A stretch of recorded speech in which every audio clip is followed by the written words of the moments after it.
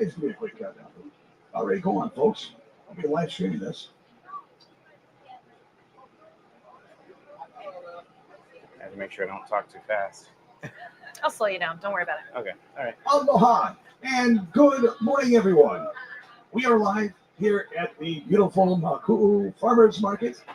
And we're here live for a disaster preparedness response and recovery live speaker series. We thank you for joining us. We have a few friends here. We hope to have some more. But we're going to be meeting some very interesting people with a lot of great information. As you know, we live in a very beautiful place here on Hawaii Island, but we know, and particularly the Puna region knows well, the disasters that sometimes await, and preparation is always the best route. And so let's meet some folks to get more information, because information is power. My name is DC. I want to thank the organizations making this happen, the Hawaii Animal Kuleana Alliance and the Hawaii Volcano Education and Resilience Institute, or HVERI. Let me introduce you to our interviewee. She's going to talk story, and I'll let her introduce who she's going to talk story with. But please welcome with us here, Jen. Jen is joining us here this morning. Jen Byers of the Hawaii County Recovery. Disaster recovery. Disaster relief. Thank you very much. So sorry. Sorry. All right, Jen, I'm going to turn it right over to you. Good morning, and thank you so much for being here. Thank you so much. You know, this morning we are absolutely thrilled to be joined by Matt Reynolds from Animal Protection. Matt, tell us a little bit more about the role that you have at Animal Protection and what you do for the island. Well, Animal Control is a fairly new organization. We've been around for about a year and a half, coming up on 2 years here in another few months. And we are part of the county. We're county run. We are, funded by the county with taxpayer dollars. And so what we do is we enforce the laws. We recover animals from off the street and try to recover those animals so that they can be rehomed to families out in the community. And so that's your blue sky operation. But one of the things we're always concerned about here on the Big Island is what happens to animals during disaster. So tell me a little bit about what Animal Control does during disasters, both to prepare and during. Well, we work with Parks and Rec runs most of the shelters on the island. So we work with Parks and Rec to make sure that they're adequately supplied and supported for those shelter operations when they open up for disaster response. And so not only do we prep for those shelters, but also in the aftermath of a disaster or something unforeseen, in nature, we can respond after the fact by helping to recover animals from those locations. And so, a very large portion of this island are pet owners. Oh, yeah. I feel like a really big percentage of folks out there, especially those in the audience right now, those watching online, are pet owners. Do you have any specific tips for folks that have pets to take now to start preparing for disaster? Oh, yeah. I would say, now is the time. Don't wait for the disaster to strike or to even be on the radar. You have to prepare yourself by having a list, making sure that your supplies are prepared in advance for those disasters, because, in a disaster setting, you don't necessarily always have a clear frame of mind. You don't always think clearly. And sometimes your pets are your last thought. And so preparing in advance and having a list set up of all the supplies that you need to take with you is a great advantage when it comes to those disasters. Because if you wait, it's too late. It's too late. Yeah. What kind of educational things does the Animal Control family kind of do to get everybody on the island prepared? Do you guys have educational programs? Do you guys have stuff on your website? Well, we work with other organizations to help, educate people. We also are trying to motivate most of the public to get their animals microchipped in advance. Microchips are probably the number one solution to having an animal identified and returned to their owners. We've learned, and most of the animal industry has learned from disasters in the past.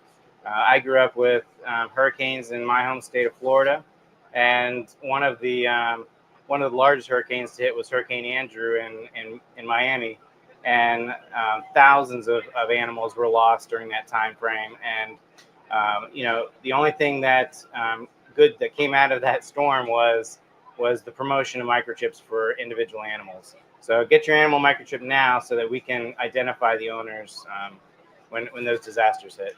And I think a common misconception that a lot of folks have is, if I keep my cat indoors, if I keep my dog indoors, there's no reason to get a microchip. But when you have things like large earthquakes, hurricanes, even volcanoes here, animals get scared. Oh, fireworks, huge ones, since we're big on a big island for fireworks. Yep. Animals get scared and they can leave their home. So even folks who think, I keep my animal at home, it's safe. Yeah. You still want to get a microchip. Still want to get microchipped. I've seen houses completely destroyed and the animal manages to escape only to never be returned to their owners. Even with large animals, you want to make sure that your animals are branded or identified through tags because, in a storm, they may do fine with surviving the storm out in the open, but they may get scared at some time and hop the fence or break through a barrier and then they're out there in the open. So it's a great idea for everybody to get their animals microchipped. So what are some of the other kind of misconceptions or mistakes that people can make when it comes to getting their animals and getting their families prepared for disaster? Are there any things that you'd like for folks to know? I would have to say the biggest thing is, don't wait for somebody else to come and prepare you or to supply you with the supplies you needed. Oftentimes people look for the county to supply things or for other organizations, and it's great to have those organizations that support you and give you the option of having something there. But when a disaster hits, you're talking hundreds of people all wanting the same supplies, same food, same cages, and so having your own supplies makes it so much easier and more available to you. Right, because you can't get Amazon delivery during a hurricane for something that you should have ordered before the storm. Yep. So that's a really good point. Yeah. So we've talked a lot about what happens before a disaster. Now, during a disaster, what is animal control's role when it comes to the island and keeping not just a track of the island's animals that have been lost during the storm, but like what's animal control's role when it comes to during the disaster? During the disaster, we respond. We have people on staff and on duty during those storms that can respond to injured animals, sick and injured, that have gotten out of their houses or gotten away from their properties. We respond to those immediately during those storms because if those animals get hit by a car or get chased out into a street, we want to give them the best possible option of being able to have medical care. And so we have a veterinarian on staff. We have staff that respond immediately, and so we try to respond to those in the immediate aftermath of a disaster, but also after the fact, we are still providing that service to the public. So walk us through step by step what happens when an emergency is declared on the island. What are the first steps that animal control takes? We usually will touch base with our leadership. So, police, fire, everybody responds by mobilizing to civil defense. And usually we'll start taking calls and responding to questions in advance of that storm or that emergency that is coming through. And then we'll continue to dispatch and have dispatchers on staff to respond during that storm. And with so many calls coming in, how do you make the decision to prioritize who gets helped first, depending on the situation? How are those choices made? We have a priority system. So our priority one calls are usually police assist calls, injured animal calls, animals that are posing a threat or danger to the public. And so those priorities still fall into line when it comes to a disaster, because when it comes to sick and injured, we respond as a priority one. And then if an animal is astray from their property and the the owner notifies us, then we will respond to those in a secondary manner. So when we typically think of animals and pets, we think cats, dogs, birds, those kind of things. But you guys are prepared for all sorts of situations and all sorts of animals. Tell us a little bit about beyond the basic house pet, what you guys are prepared to help with. I mean, we help with obviously dogs and cats are probably our priority and our main animal that we take care of. But we also respond to sick and injured goats, sheep, horses, cows, anything also that falls into a danger to the public. So cows in the road or anything like that, we respond to as well. But even some of the wildlife that we find get turned over to us, and also tortoises get out of their property all the time. So those kind of things are things that you might not think about when you think about animal control, but we respond to those as well. It's good to know that animal control isn't just here for cats and dogs. It's Oh, good yeah. to know that you guys are prepared to deal with all sorts of different Mhm. animals. Yep. So what does the coordination between animal controls, shelters, and emergency responders look like during an evacuation? Well, the since Parks and Rec does manage most of those shelters, we try to prioritize our assistance to them in the form of, crates and maybe even manning some of those if we need to.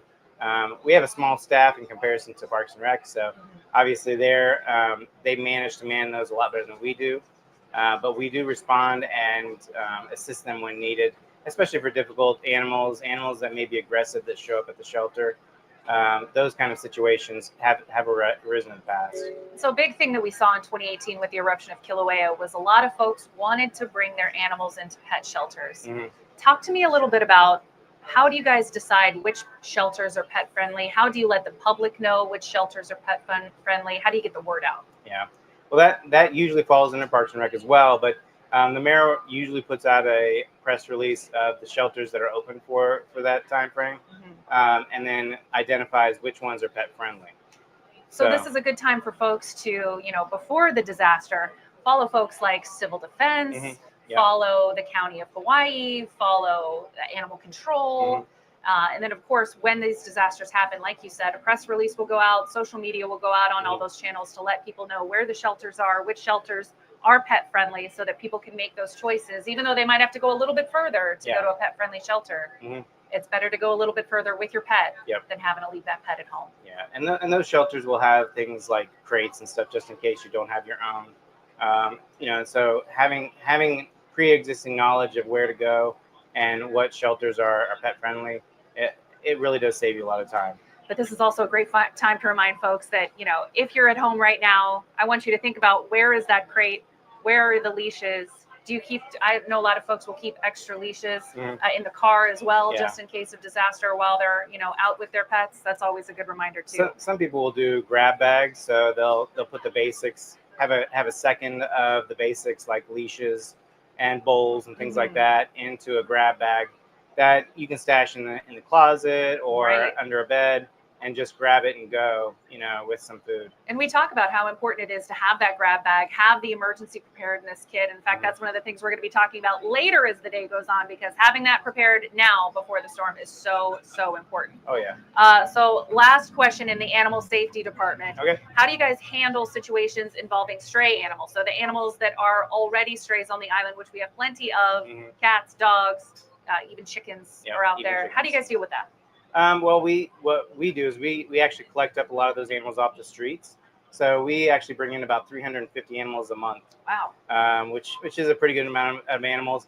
Most of those we try to return back to their owners, or find homes for those. And so we do that through our partner organizations, such as Aloha Elio and Humane Society, to try to make sure that those animals that are able to be recovered from the streets have the best chance to find new homes, if their owners cannot be identified. And the key to having an animal returned to you is always a microchip. Right. And that kind of leads us into our next question. So we've talked about before disasters, we've talked about during disasters, but after disasters, as a pet owner, I always think, if I've lost my pet, what are the next steps? How does animal control approach the situation after a natural disaster and there's pets out there? How do you guys start making decisions about how to locate owners, how to reunite pets with their owners, and the like? Well, what we do is we have a time frame. So when we collect an animal off the street, we give them 48 hours for that owner to come forward with no fees or anything associated with it. It's basically just a free return to your pet. And then after about 10 days of we advertise on Facebook that entire time. of that animal. We try to get the word out. We have people combing through Facebook posts to try to find if there's any social media posts associated with that particular animal. And we also have dispatch that will take people's calls and photographs and things like that so that we can circulate it with our officers. In case those animals are recovered from the streets, we can return them immediately back to those owners.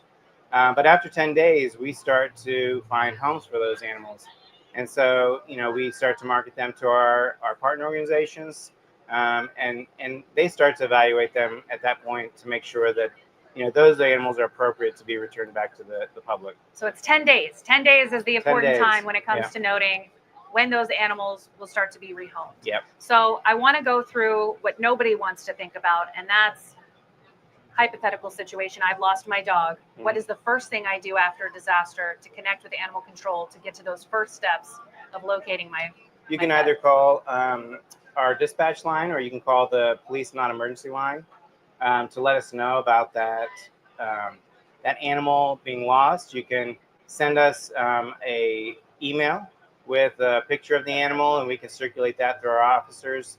And so those are some of the options that you have. You can also go to some of our partner organizations and have them circulate the pictures as well to make sure that we get the best possible options to have our officers see those animals out on the street and know exactly where to take them to.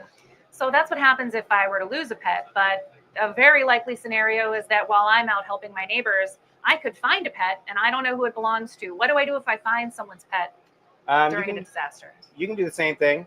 So you can notify us, or you can notify one of our partner organizations. They'll notify us as well. And then what we do is we don't necessarily have to take the animal back with us, but we do like to keep information so that if somebody contacts us, we can have that animal returned back to the owner without any loss of time. And you mentioned organizations during disasters. What kind of organizations are out there to help folks, aside from animal control, during disasters that are specifically oriented towards pets? Well, Aloha Elio is one, HAKA is one. The Humane Society is a great resource, but also, American Red Cross, Parks and Rec, a lot of those organizations, know that those people are coming to their shelters and coming to ask them for help. And so, we as a county want to try to respond and provide that service as best we can to the public. Thank you for that. I appreciate it. Mm-hmm. So after a disaster happens, we've taken time to make sure that our families are safe, our homes are safe. Mm-hmm. And at that point, a lot of folks want to head out and start to help their neighbors around them. When that happens, how can people help out animal control after they've made sure that they're in a safe position? Are there volunteer opportunities? What can people do to help? To be honest, most of the best volunteer opportunities are with those partner organizations that we have.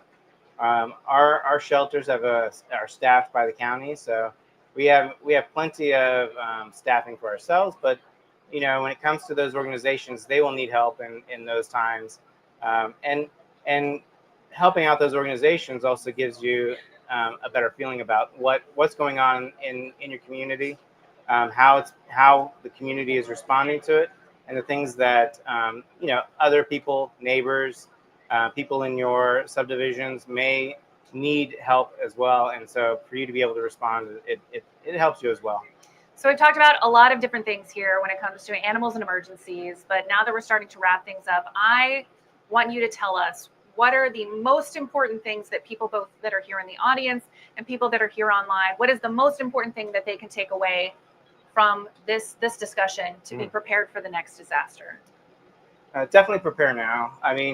Your disaster can be very different from one to the next. But if you have a set plan and a kit that is all set up and ready to go, it puts you in that mindset that you are already prepared, and when it comes to those disasters, all you have to do is grab your stuff and go.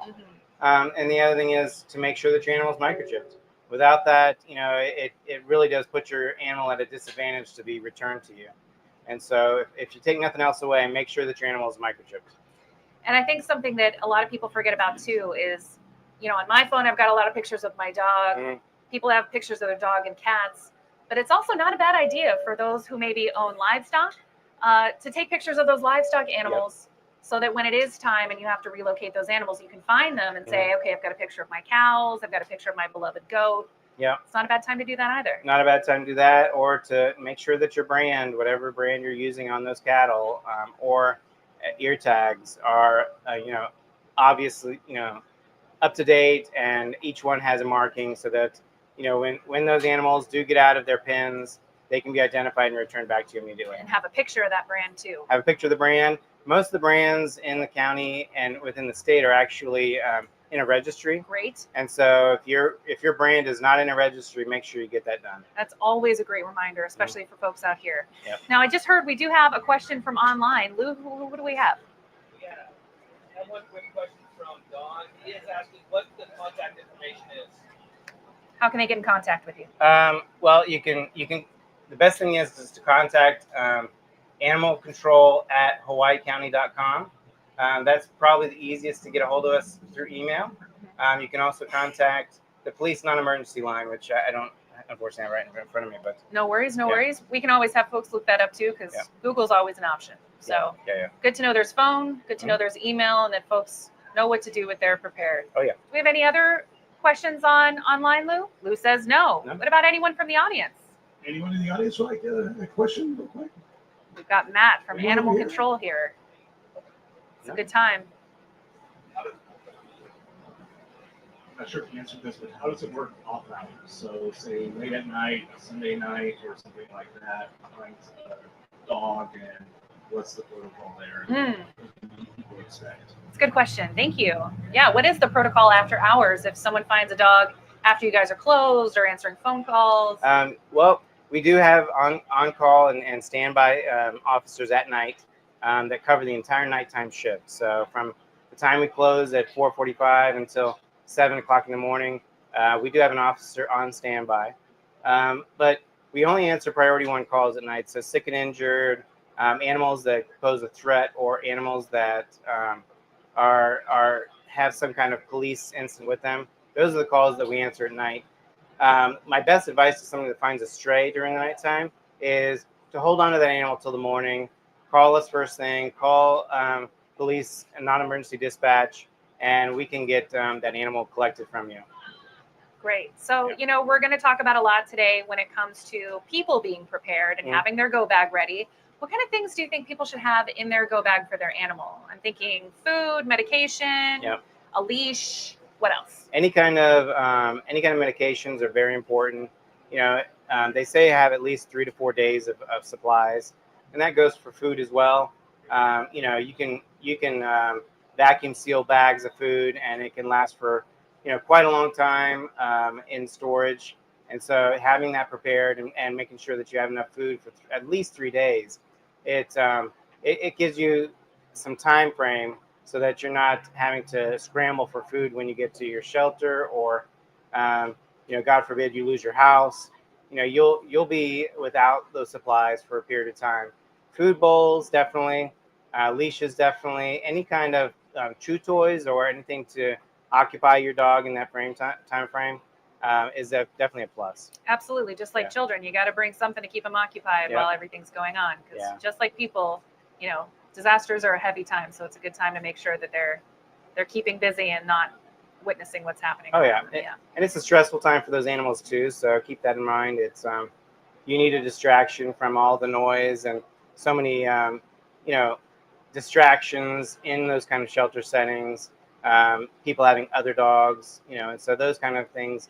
To have a distraction for those animals, it's definitely a plus. Absolutely. And always want to keep, because, one person in the family, like mom might know what the vet's name is, but maybe the kids don't or the dad doesn't. It's always a good idea to write that vet number on that go bag for them too, just in case, because if there's no internet during, and that happens on Big Island frequently. We lose internet pretty regularly. You can't just, think, I'll just look it up on Google during the event. You want to have that beforehand. Yeah. And that goes for anything really. I mean, if you have your own medications, you want to make sure that you're prepared and have all that written down.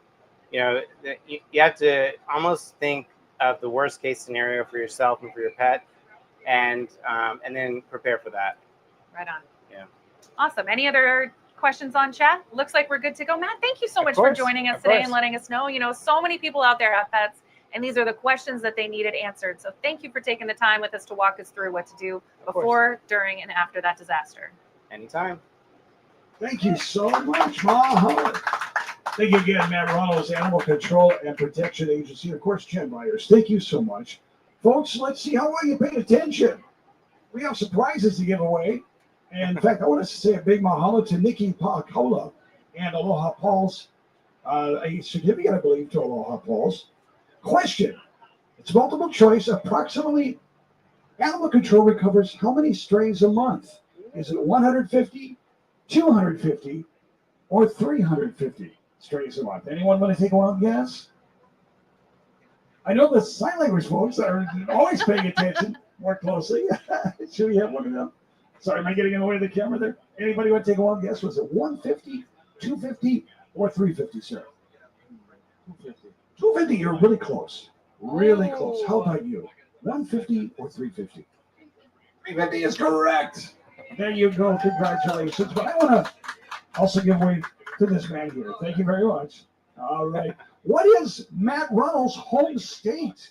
What is Matt's That was a good home one. state? Anyone paying attention?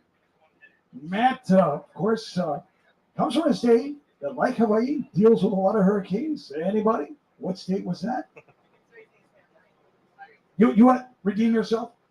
Miami, Florida.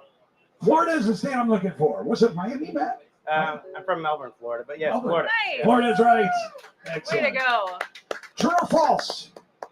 Animal control only collects dogs and cats. True or false? Big false. Absolutely correct. I think you even do turtles too, right? We do tortoises and turtles. Yep. Awesome. Yep. That's awesome. Here, let me bring this over here real fast. There we go. Sorry, web audience. There we go. Thank you very much. And let me see. I think we have one more. One more. Hold on. When is the best time to prepare? Right. Even more right now. All right. Thank you. Lori, we're going to give that to you. Lori from HAKA. Thank you very much. By the way, mahalo, HAKA, the Hawaii Animal Kuleana Alliance, started in 2018. And if you remember, that's when we had the Kilauea eruption that broke through down in the Leilani Estates. I think that wraps up our questions. Jen, thank you so much. Matt, thank you so much. Of course. Thank You you. want to come? That's great. Our live stream here, disaster preparedness. Oh, Great job. Thank you. Superb. Appreciate it.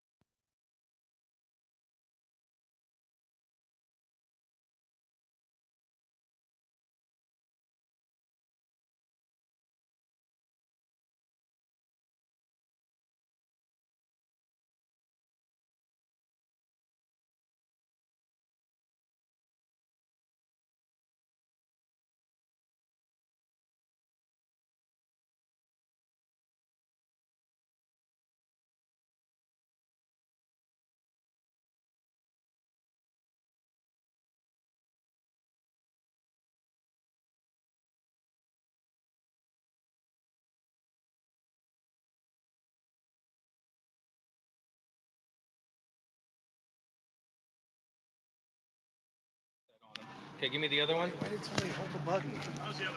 It's probably dead too. Yeah. Yeah, don't turn them off. They have plenty of power. They can screw up. I control it on my end. That way we don't reset the. Oh, that's on me. Yeah, thank you. You're good. We're good. We're good. Test. About the other one. We're good.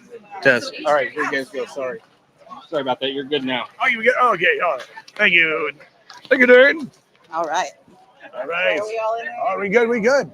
All right. All right. Aloha, and thank you so much for watching our disaster preparedness. What do you want to call this? Disaster lectures? Preparedness Speaker Series. Speaker series. There we go. That's the right word. And it's put on by two great organizations, HVERI, the Hawaiian Volcano Education and Resilience Institute. I got that without reading it. And HAKA, the Hawaiian Animal Kuleana Alliance. Yeah, they're And both mouthfuls, right? I know they are. They are. I had to memorize those. And this is why we have acronyms. Anyway, I want to thank Carrie also for joining us here with our sign language. But we want to talk specifically about HAKA to one of the founders right here, Lori Lyons Makai-Moku, who's joining us here and is going to give us a little bit of the history. One of the founders, and from what I understand, this all began with the Kilauea eruption in 2018 Yes. in Leilani Estates. Yes, Give us a little absolutely. background on that. So we originally started as just sort of a ramshackle Facebook group of people who were just like, people need help. What do we do? And so we provided a platform for people to connect and assist one another. And then that kind of evolved into, okay, well, now we have some volunteers. Can they help evacuate animals? They have trailers. They can go in and, help with the very difficult task of, rounding up animals when it's already chaotic and things like that. And as you know, sometimes people would be at work, and once Leilani got closed off, it would be kind of difficult for them to get in and get their animals at these not, great times. So, so we just kind of all got together. We did nobody knew each other. We all just kind of came together with this Facebook group, and then we kind of gradually we helped with search and rescue, with evacuations, with placing animals with fosters. We would gather donations of supplies, food, things like that. We would drop those off. We would share those at the Pahoa shelter with Red Cross, the hub, things like that. So we just tried to help wherever we could, and wherever we saw the need, we would jump in. And then, things eventually quieted down, thank goodness. And from there, we kind of were like, well, you know what, that there is still a need.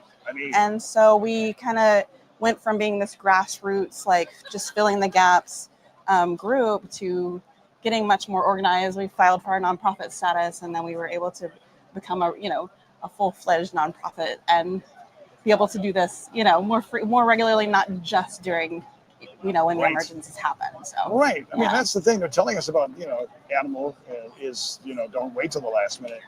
Prepare now. Absolutely. And so that's what you folks are always in that state of readiness, just in case the next disaster. How cool is that, though? I mean, because a lot of us remember 2018 so well. Mm-hmm. And there were a lot of Facebook groups that came together, and this, especially in the Puna area, really, really resounded. Yeah. And you are an example of that.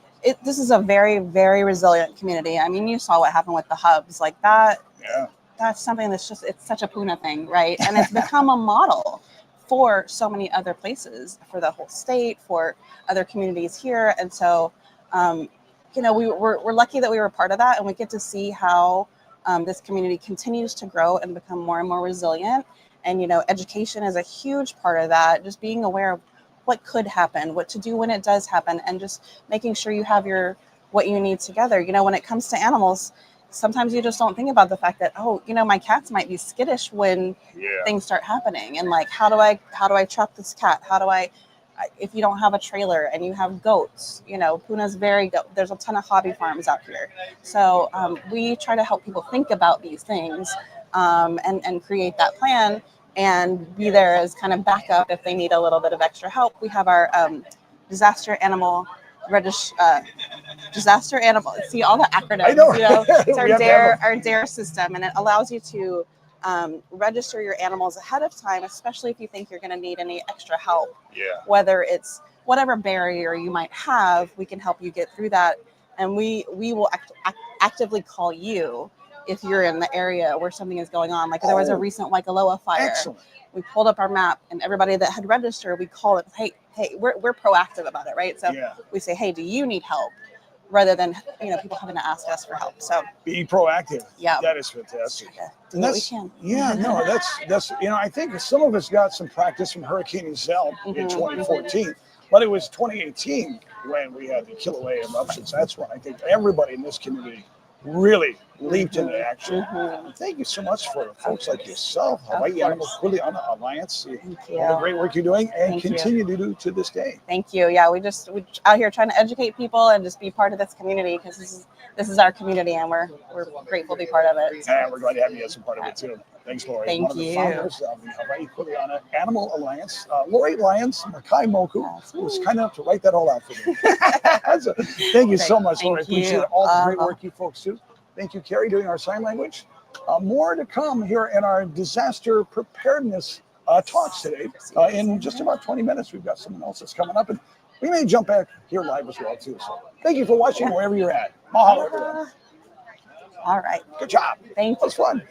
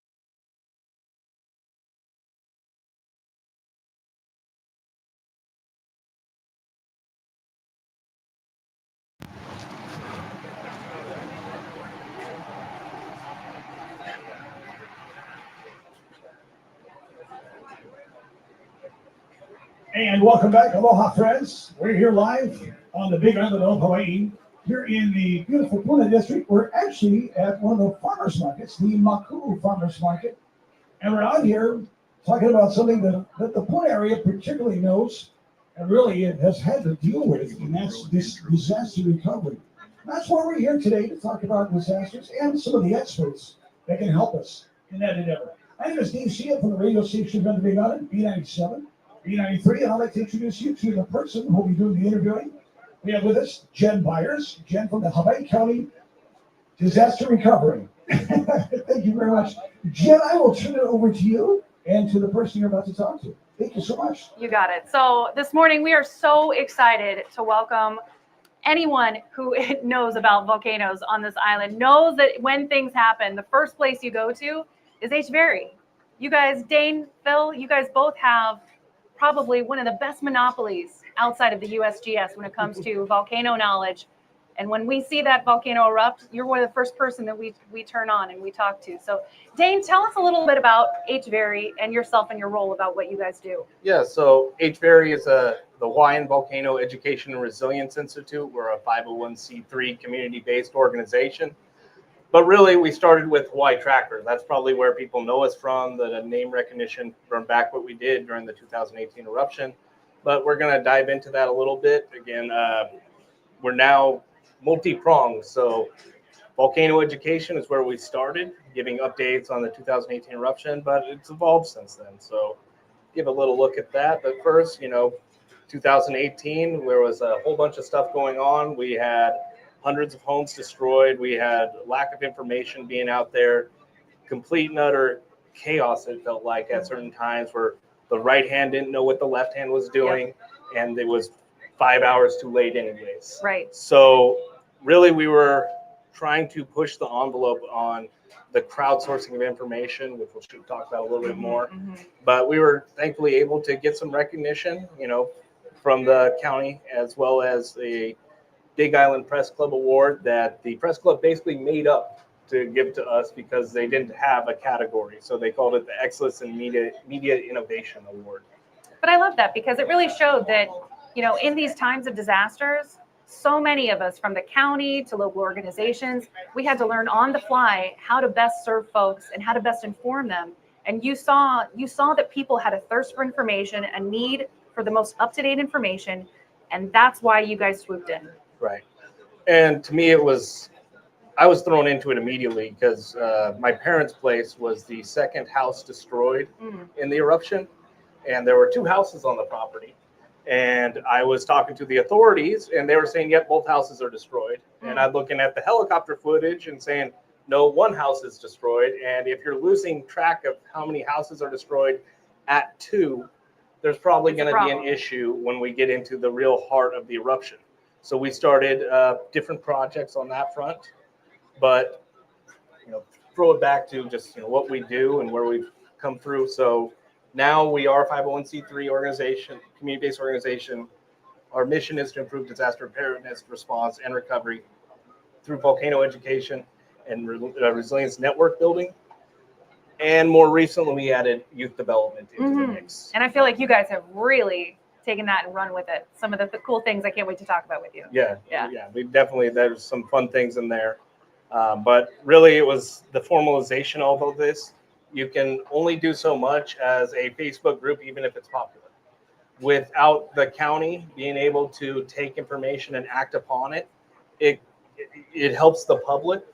But if the county is still blocking roads, that doesn't help anybody, right? You still run into roadblocks. So now what we're trying to do is create that, or what we've been doing is create that legitimate organization to spearhead through and try and make something special.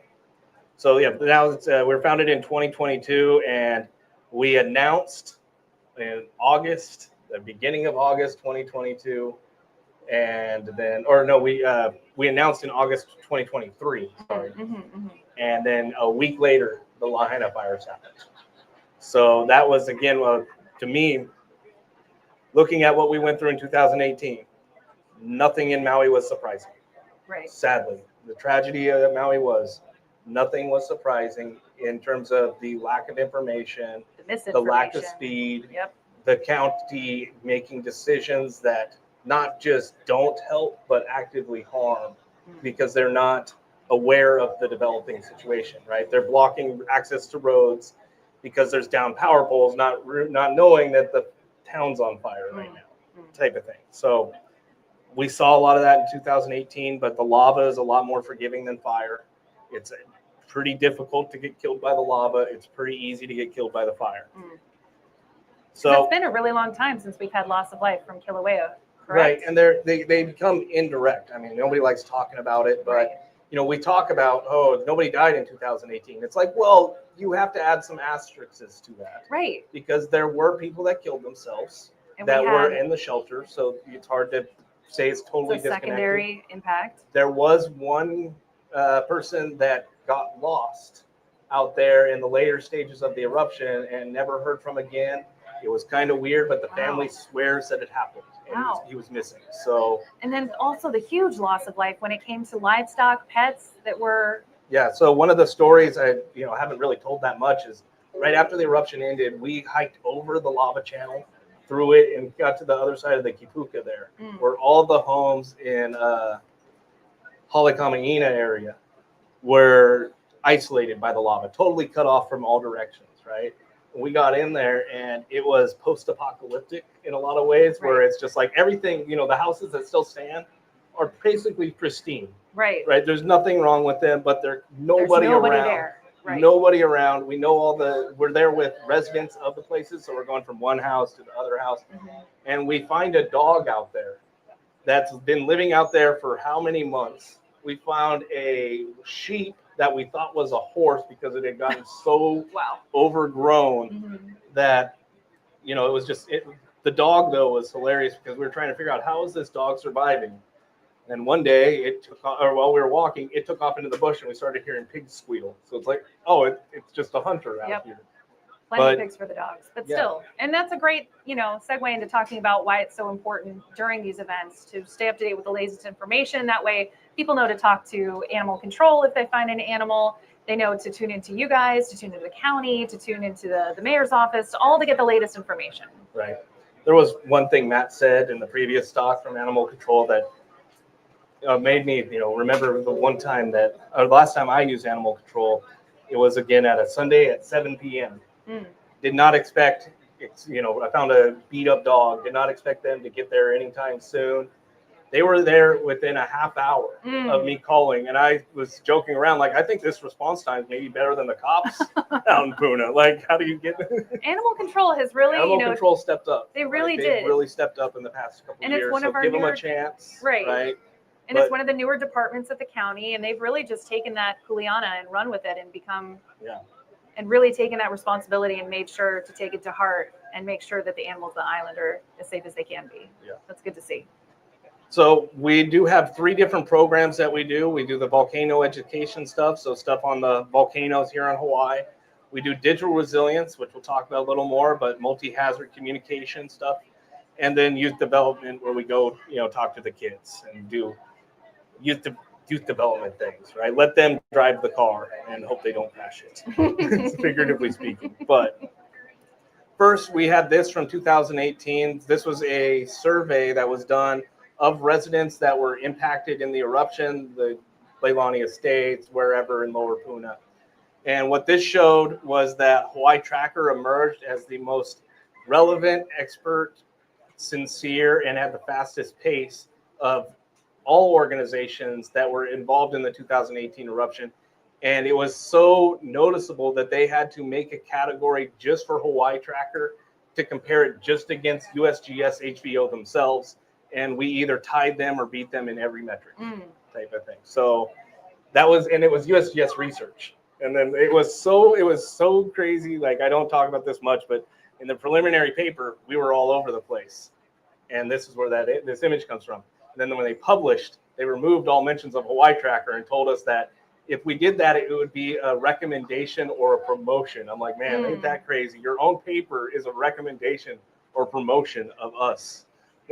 But it really goes to show that, Hawaii Island is so unique when it comes to communications because so many people out here are out here because they want to disconnect. But unfortunately, with disconnection during emergency comes lack of information. So during emergencies, people switch back on and want that information Right. from Hawaii Tracker, from the county, from USGS. And so they tune into those people. But if you haven't been doing that until the disaster, sometimes it's hard to find the right people and the right voices. Right. And that's how you find, you get caught up into whoever's just live at the moment. Right. And you guys were live a lot. Right. And speaking about lives, we still do lives. We go live weekly with our Thursday, 5 p.m. Hawaiian Volcano update, where we talk about the latest activity on Kilauea and Mauna Loa with this ongoing eruption now in its, 6th month. We have been doing weekly coverage of each episode, right? It's been on a weekly schedule. So we have weekly updates. We go over the episode. We go over any of the implications, draw historical parallels, try and do interviews. So here we have Katie Mulligan, who's going to be speaking later. This is from a previous event that we did with them. So then we go live stream special events and just do in-person outreach as well. So really, it's on the Hawaii Tracker Facebook group. It's on our YouTube. It's on our Instagram. We try and get these across as many channels as we can. We haven't bridged the gap to to TikTok, and I don't know if we will, but it's definitely a thing that exists. TikTok.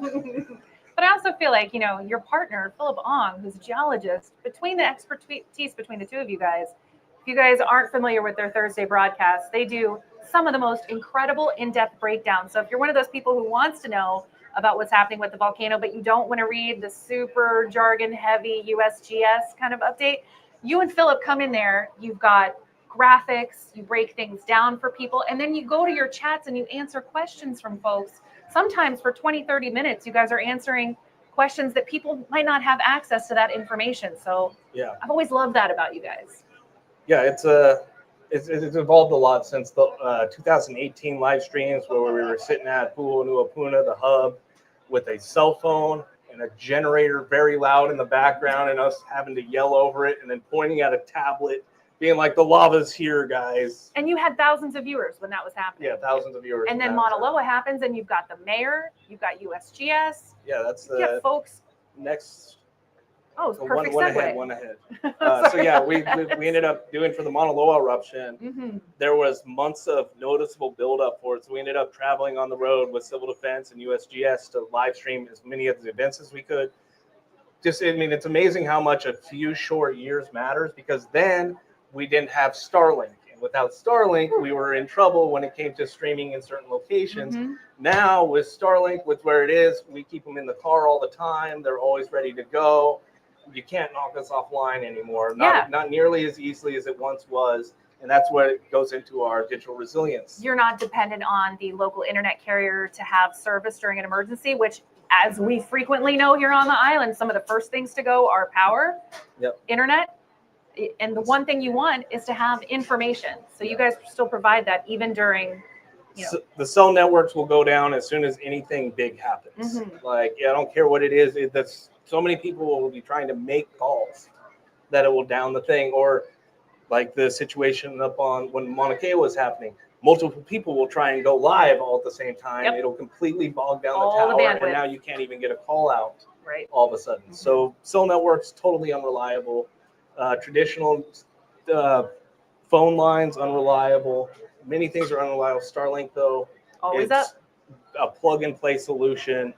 They have incredible rates now. We've talked to us about that after. And that's one of the things I feel like you guys don't get enough pats on the back for, is the fact that you guys are thinking not just about how to operate during blue sky days. You guys are thinking about and thinking ahead on how do we make this work even if things go down in a way that could be really hard to get information out, but you guys are already on top of it. Right. As of right now, like we're streaming here, we have a generator running it, we have battery backups, and we have Starlink.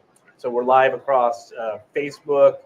We're twice on Instagram, twice on Facebook, twice on YouTube, and all that's just off of one Starlink generator, some computers, and you're just able to go and able to take it mobile. We now mount Starlinks on the cars. And just as a great time to remind folks, this is the time right now to This start is following. unsolicited. Unsolicited. This is me saying this is the time now that you want to start following all the important folks, all the important voices during those disasters. The county, USGS. But where can people follow you? So yeah, we are the Hawaii Tracker Facebook group. So if you look up Hawaii Tracker on Facebook, Hit we're that the like button. biggest. Mhm. That one you have to join the group. Join that group. Right. It's a little bit different. You have to join the group, and then you're able to interact. Our Facebook group is, I'll talk about a little bit more in a minute. Yeah, I'm going to throw back, though, for one thing. I made Sorry. him jump ahead. And we do, I just found out we do have a question online if we want to answer that really quick. Lou, what's the question from online? I have a question from Cindy. Says, why do you use the Facebook group versus just a Facebook page? Ooh, good question. I feel like I want to hold this because I'm going to answer this. I have like slides for this. We're going to hit pause on that one, and I promise he's But always yeah. ahead of it. I'll let Dane, you go at your pace. All right, so I won't keep swooping it. the volcano education stuff that we do, like we're trying to prepare for not just the most expected case, but the worst case as well. And we often feel like the worst case isn't truly known about because it was so bad that things get lost. So can you imagine in this day and age, you losing a magnitude 7 earthquake that happened? It gets memory hold because there's so many bigger earthquakes and eruptions going on and tsunamis that a 7.0 just doesn't, the 6.9 in 2018, imagine forgetting about it because so much stuff is happening. Yeah. That was 1868 where we had, I want to get it right. It was we had 2 eruptions on Mauna Loa, Whoa. 2 eruptions on Kilauea. Both summits collapsed. We had a magnitude 7.9, which was the largest earthquake ever recorded in Hawaii, 2 magnitude 7s, and two sets of tsunamis that all happened within 16 days. It sounds like a busy 16 days. Yeah, very busy 16 days. Wow. And that represents to us the worst case. And I was thinking about this the other day, is back 100 years ago, or back in the 40s, 1946, when that's, April Fool's Day tsunami came. Yeah. Oof. The most deadly tsunamis then were the tsunamis from abroad. Why? Because you didn't get a warning. You don't have NOAA out in the ocean doing sensing and all this kind of stuff. You have nothing. So it just shows up. And you have to look for the early warning signs like, hey, the ocean's running away from us. Right. We need to get uphill, but you have less warning there. So that was the ones that would really sneak us and hurt bad, right? Were the ones from abroad. But now it's flipped. Now it's the ones that are locally generated are the most dangerous and damaging and deadly. Because those ones will produce a tsunami. Say it happens in Kalapana, like in 1975, a magnitude 7.5 earthquake.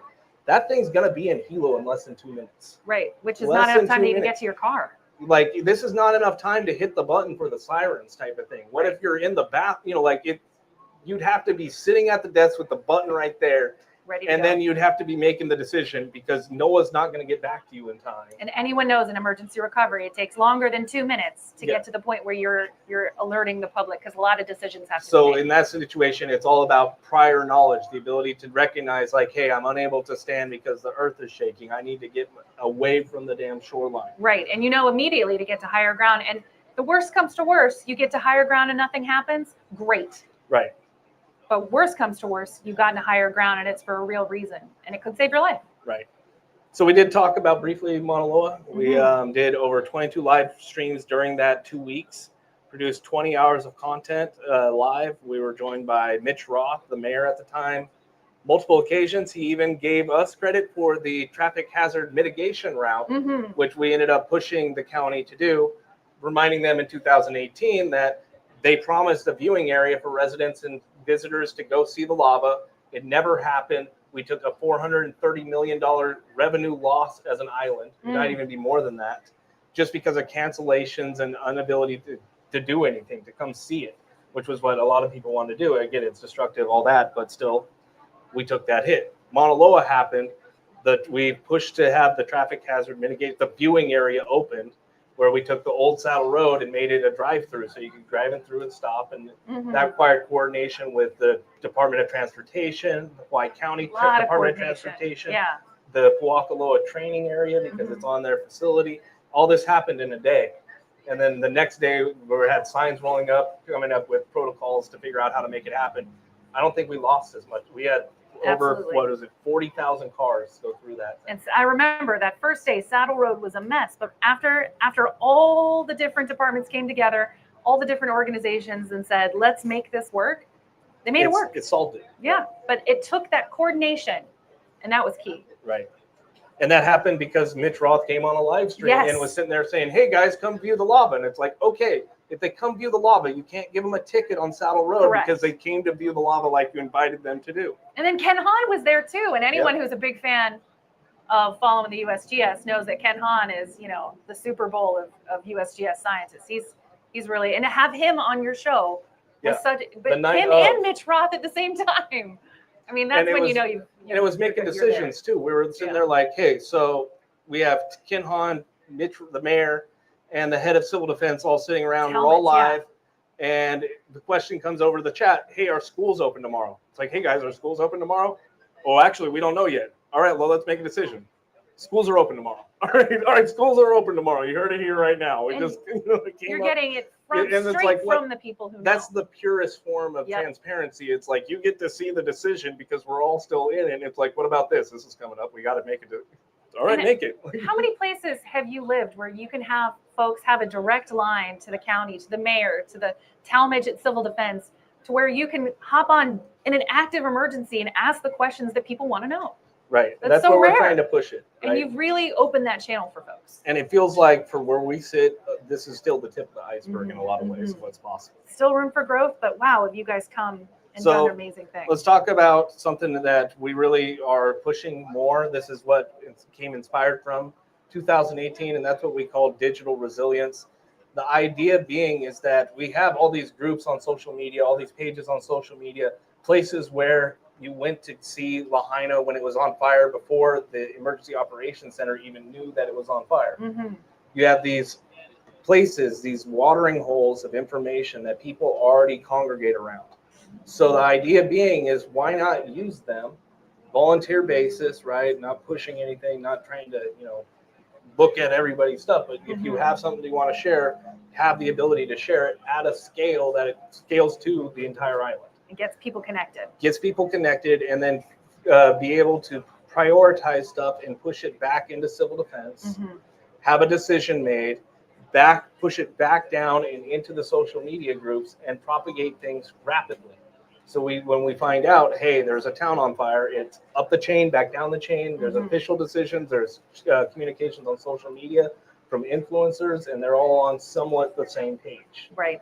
The one thing 2018 showed is that you have all these different independent organizations running around doing their own thing, which is great, but you don't even know what the other organization's doing.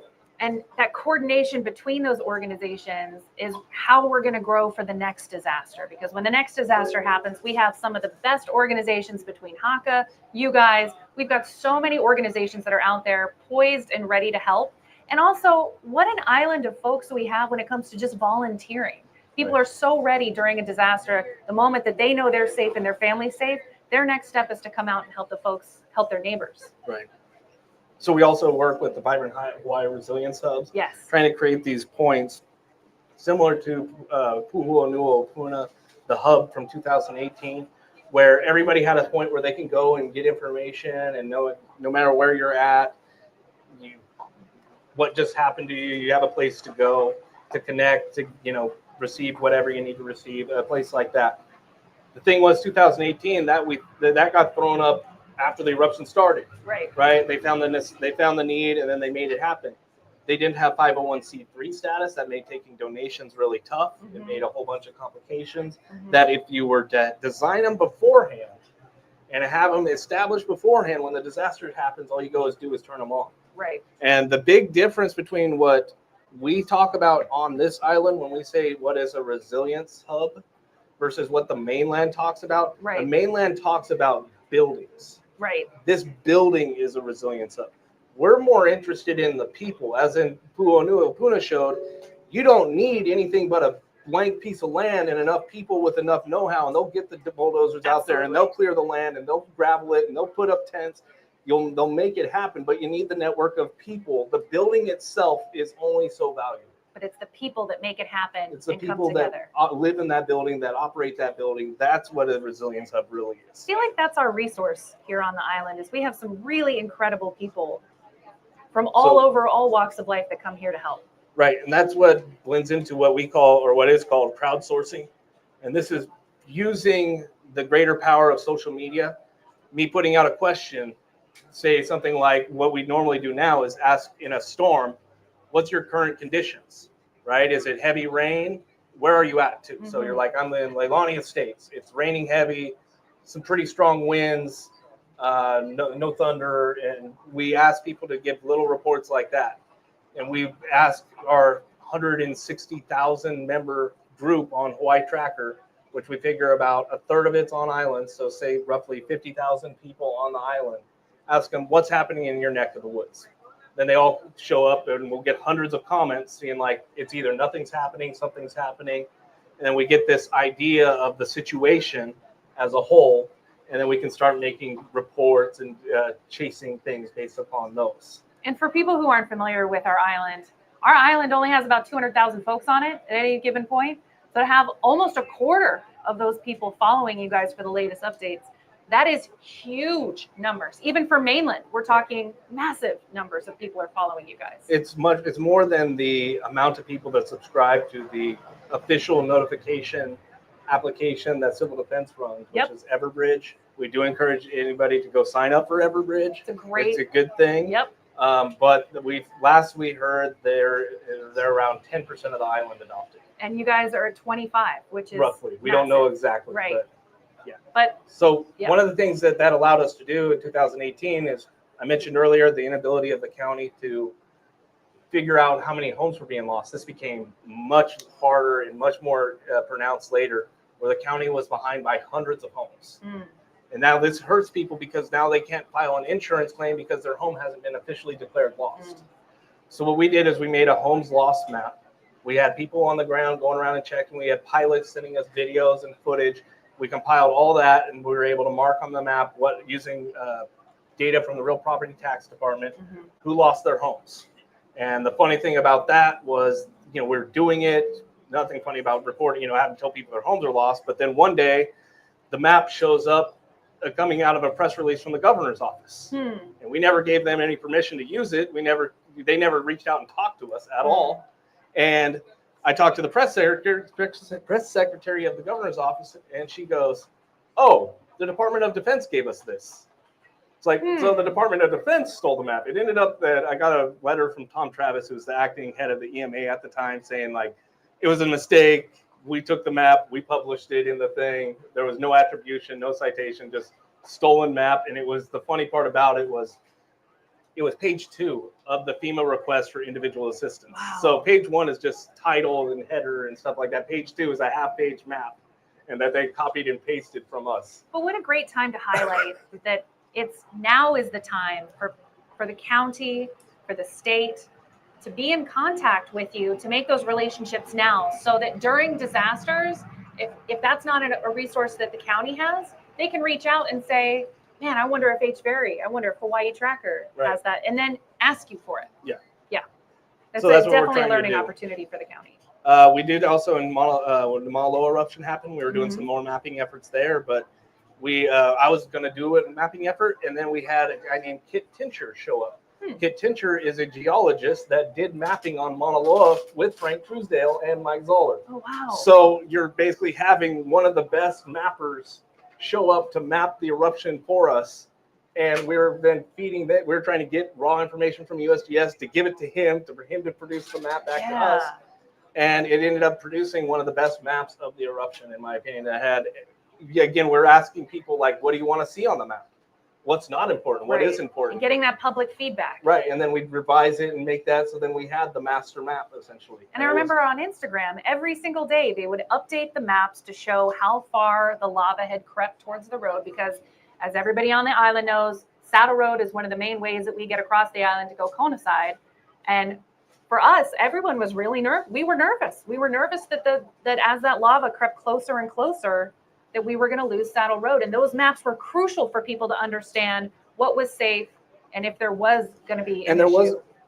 and the media really wasn't helping at that time, because Mm. at the time people were saying, I remember I heard reports. I mean, DC, you probably had to repeat it on the radio type of thing, where they're like, Oh, USGS said that it could be at the road within, a couple days or whatever. For us, we were like, there's no chance of that happening, though, Right. because you would have to assume that the slope of Mauna Loa is the same steepness As it all the is. way down to the road, Which and it's you not. know it hits a giant flat pan, and when it hits the flat It's gonna pan, it's slow going to get down. fat, and when it gets fat, it gets slow, Mhm. and when it gets really fat, then it wants to reset further up the hill. We were like, we don't think it's getting the saddle unless it changes dynamic. It switches from an ah flow to a pohoi flow, and Yep. then you start talking about previous flows that had hit the saddle. But this one just didn't have those characteristics. So it's, I know it's a lot of clickbait and got people's attention and all that, but it's like, is that realistic? And it wasn't what USGS said either. The media loves to hear what they want to hear, Right.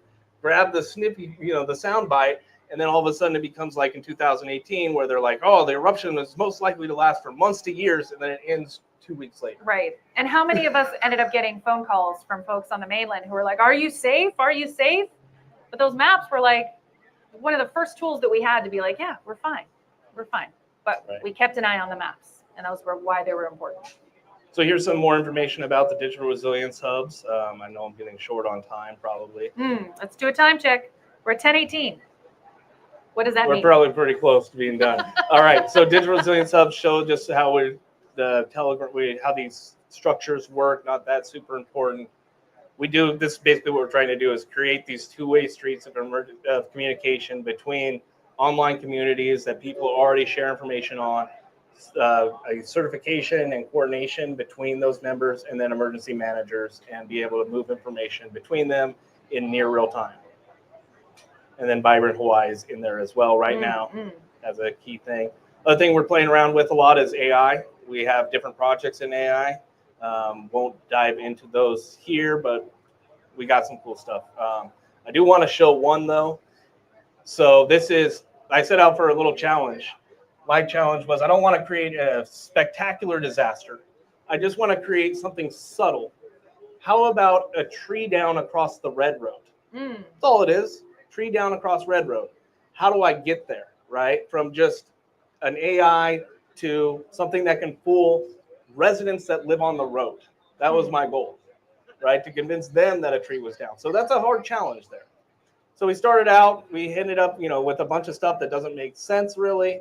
Finally, we end up with something that starts out like this, which is pretty close. It's not bad, but if you notice, red road doesn't have any double yellow lines on it. It doesn't have a guardrail, so let's get rid of those. Let's replace the guardrail. And now we're at a point that it's starting to look kind of convincing all of a sudden.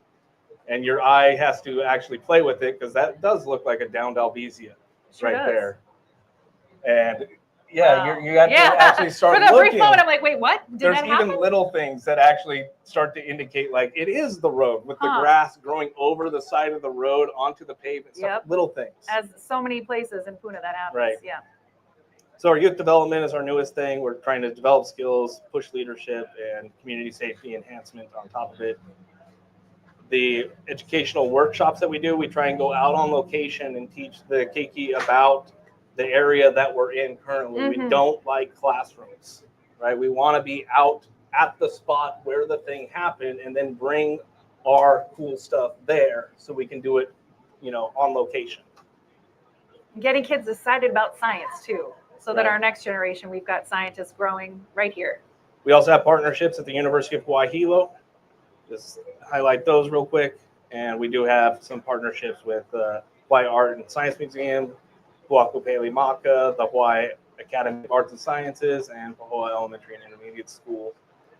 And then we came up with our Volcano Traveling Toolkit. This is where we take around. It's got a whole bunch of some really cool stuff in here, but I'm going to go through some of them. We have this one, which is a do-it-yourself lava lamp. It's some mineral oil and Alka-Seltzers. Teaching kids about viscosity. Yeah, and bubbles. How bubbles play into this. But we also have this one, a giant bin of flour with a balloon at the bottom of it, to show how caldera can form and then collapse in on itself to form the craters that we see up at Holly Mau Mau. And That for me, to see that live, because I was able to see that live, gave me the first time I was able to see why the caldera is shaped the way it is, because Right. it doesn't really make sense. But when you see it in action with things like flour in a balloon, you're like, oh, it deflates, all the flour falls down, it makes that circle that we see up at the summit. Yeah. Total connection moment. Totally. And then we have the lava board, which I did bring. It is over in the corner over here. I can demo that's a that fun one a one. little bit later. That is a kid favorite right there. I love Just making the lava run down. lava run down. There's a bunch of hills and obstacles. There's even a switchback road, because one of the things that we saw in Royal Gardens when it was lost, but more recently with 2018. And this is they say we don't use I don't use super scientific terms when we talk about it. I like to try and relate it different ways. So my way of relating the roads and the nuance that happens with them and the lava is that lava is sexually attracted to roads. Because once the lava gets on the road, it won't get off of it. It doesn't care as much about the terrain because everything is removed. So we talk about biomass forming layers of resistance that equate to slope. Like it has to push through the jungle. It's so hard to push through the jungle. But roads are basically river channels. And roads are basically river channels that you cut in. Yep. So you pre-cut lava channels in a lot of ways. Yep. So we want to show that on our board. And then we have our elephant toothpaste. This is another kid favorite, where it's the next evolution of the vinegar and baking soda. This one's actually cool and will make things shoot up into the sky. So the kids love that one. Fun times. And then that's the end of that. But I threw a little bit of bonus in here for lava fountain stuff. So across the previous episodes of Kilauea up into the latest, these are the heights of the lava fountains according to what we put together with USGS or using some of their references. So we've had 3 really high fountains, including the last episode of 1,000-foot height. Wow. I wanted to show a little. We're still good, Lou. Just show a little compilation of the last episode up there. So the start of it, we now have 3 cameras live streaming up there. The V1, V2, and now V3 camera. Wow, look at it cover the caldera floor. Lots of lava, Wow. huge fountain there for about an hour and a half. And then big fountains still. I mean, these are still impressive fountains. They're just not 1,000-foot high. Right. I think that lip of the caldera is what, 400 or 500 feet up? I think, 5. Yeah. Yeah, 5. And it was double the height of that lip of the caldera. So 1,000 feet. 1,000 feet. And then one other one. I know you did something similar to this. Yep, comparing it to the buildings downtown. The buildings, yeah. I don't know if this one was yours, but Tracy. Oh, no, that's Tracy's. Yeah, yep. Tracy posted this one on Hawaii Tracker. So you can see the Bayfront Tower there. Yep. Up against these huge fountains. Because you just don't get the scale of it until you put something that you know and see day to day. And then suddenly your brain clicks and you're like, whoa. And these are only the 600-foot fountains. Yeah, that's not even the 1,000-foot ones. Yeah, that's how many? 7 Bayshore Towers? So, yeah. And that'll do it for us. I know I went a little over. Worth it. Dane DuPont from HVERI, amazing to have you here. Amazing to see all the things that you brought and to let us know. And I know I speak for everybody on the island. Thank you guys for all the work that you do to keep us informed during disasters. It is absolutely invaluable. The thing is I want to put out there is it's not just us. Like if you have a cell phone, you're a player in this game all of a sudden. Because there's floodwaters taking this street. All right, take a photo of it and post it. Yep. Right? Post it to Hawaii Tracker, post it to wherever, and then it gets put into the mix, right? Of trying to find this information and then create the picture of what's happening across our island. And everybody's a player, and the future only looks brighter when Starlink gets to every cell phone, and then they're able to get, everybody is connected at all times. It's great. That's the dream right now, and we're moving towards it. Superb. Well, Dane, thank you so much for joining us today. We appreciate everybody online. Did we have any online questions, Lou? Any online questions? Superb. Sounds like we don't. I think we're all good, Dane. Loving it. Thanks so much for joining us. What Mauna Loa? Wait. You gotta ask. The question was, what's the relation between Kilauea and Mauna Loa? Oh, I will take that one. Because again, it goes back to the way I talk about them isn't the way the scientists talk about them, right? Mhm. They'll talk about them buttressed up against each other, A lot of good words. the pore pressure and all this stuff. I relate it down to there is a relationship between it. Mauna Loa bullies Kilauea. Big Mauna Loa likes I to bully understand that. little Kilauea. Yep. There is an influence. They're inversely related, such that when one's active, the other one's generally not that active. And you saw this in 2022 when the eruption happened on Mauna Loa. Kilauea was erupting before that. But it was in this barely erupting state. And then when Mauna Loa erupted, Kilauea eruption ended. She had to let and it was Big going Sister for take months. over. Yep. So there's this inverse relationship. And even when you go back, so prior to 1950, we were flipped, where Mauna Loa was the dominant one on the scene, and it was erupting every 3 to 5 years. Think of that, every 3 to 5 years for 100 years, it was erupting, and Kilauea was the second fiddle. Wow. Right? So there is a relationship. Mauna Loa bullies little Kilauea. Kilauea does influence Mauna Loa, but not as significantly. And they like to erupt. When one erupts, the other one isn't doing that much. And you guys do such a great job of taking the big, heavy science information and turning into something digestible that we all understand. Right. And then you just think of that next time, and that's what we try and relate. So it's not, we're trying to relate that just to be able to get that information understood. I don't really care for a bunch of scientific jargon. You don't need a ton of jargon. You just need the idea and the information. When the tsunami, is the earth shakes and everything is bad, all I need you to know is run that way. Yep. Don't need you to understand any of the dynamics, any of the science. Just get your ass up the hill. Yep. It's Malka time. Yep. We've got one more question. Yeah, let's step back to the previous question. Is why does HVERI? Why do we use Facebook group, not Facebook page? Right. Oh. So it all goes into the crowdsourcing of information. On a Facebook page, we are the people that are putting out the information, right? When you look at HAKA, if you look at their page on Facebook, everything is approved by them. Right. In terms of, it has to be posted by them. For us, you can sign up for Hawaii Tracker. Once approved, you can submit a piece of content. You can submit a photo or submit a report to us.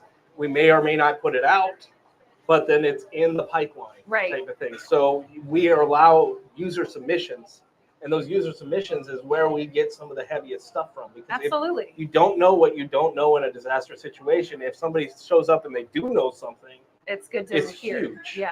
Right? And you understand that, you can't be everywhere at once, but there are trusted people in the community that can be there and can have eyes and can share something that could save someone's life. And all you need is to make a pipeline to get it to the right people, and then a pipeline to get it back down to the people that need the information. And then all of a sudden things just work. That's what we're hoping, at least. Well, so this is what we're doing with the digital resilience. It really is pushing the envelope. Nobody else has anything like this. Nobody I've seen. The closest I've heard was when the fires in California happened in the LA area last year. People, the emergency managers were like, "Yeah, get on these Facebook groups if you want the most recent information." I'm like, "So they see it, right?" So they're not scared to say, "Yeah, go to Facebook." Out here, it's like this.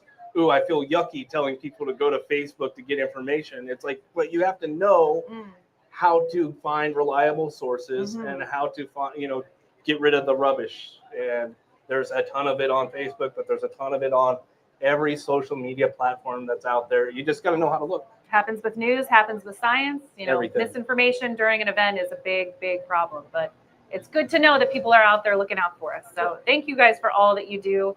Make sure you follow HVERI Hawaii Tracker now so that when that next disaster does happen, that you can stay up to date with the latest information.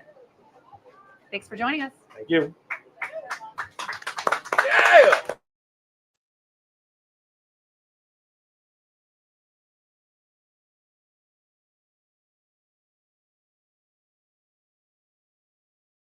Who's in the media too? When this happens, we're always trying to mostly follow civil defense and USGS too. But it's nice to be able to know about. You know what? We're doing the interview. I went to the YouTube page, YouTube, subscribe, and the notifications so I can watch the latest information. And 2 pineapples.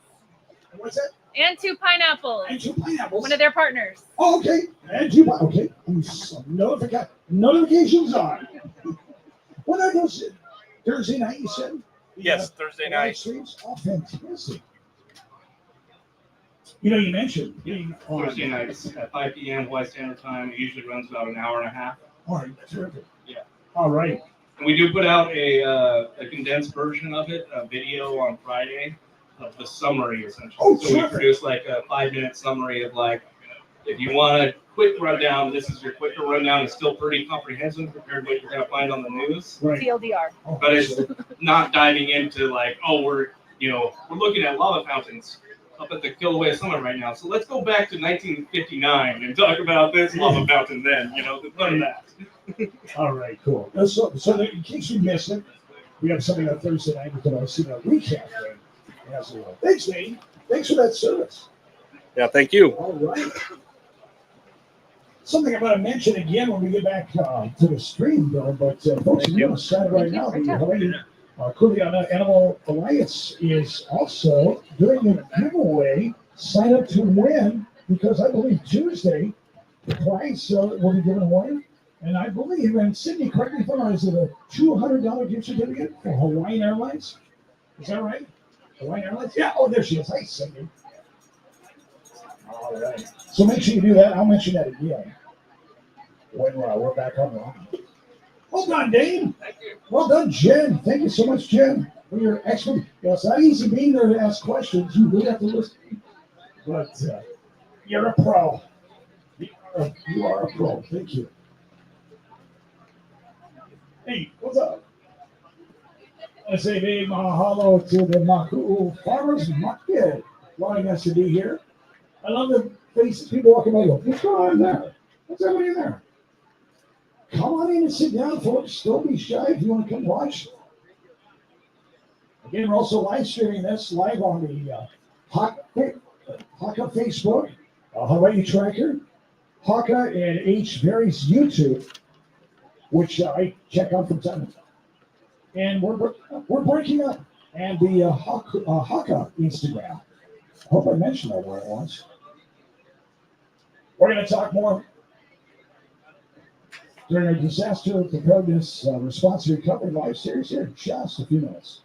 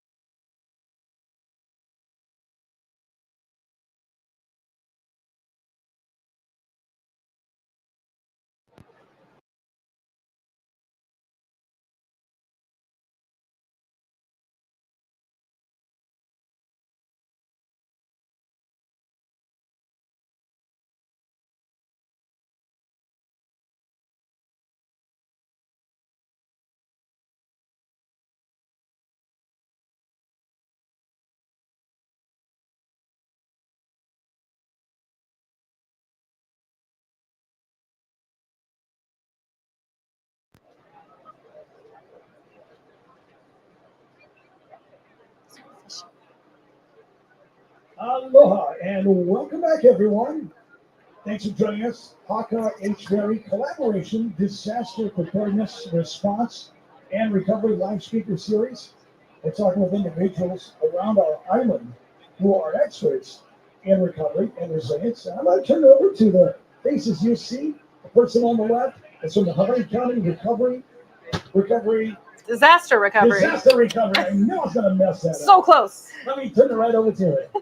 Thank you so much, Jen Byers. Thank you, Jen. All yours. You got it. Well, good morning to everyone. So excited this morning. We've had amazing speakers so far, and boy, do we have yet another fantastic person to talk to, Makuʻu Ke Kahua, which, for those of you who do not know, if you've ever been to the Sunday market at Maku'u, you are there because of this woman and because of the foundation that she runs and the amazing things that this organization does. So when we get started here, one of the first questions I want to ask you is a little bit about Makuʻu Ke Kahua, because that's the name of the organization.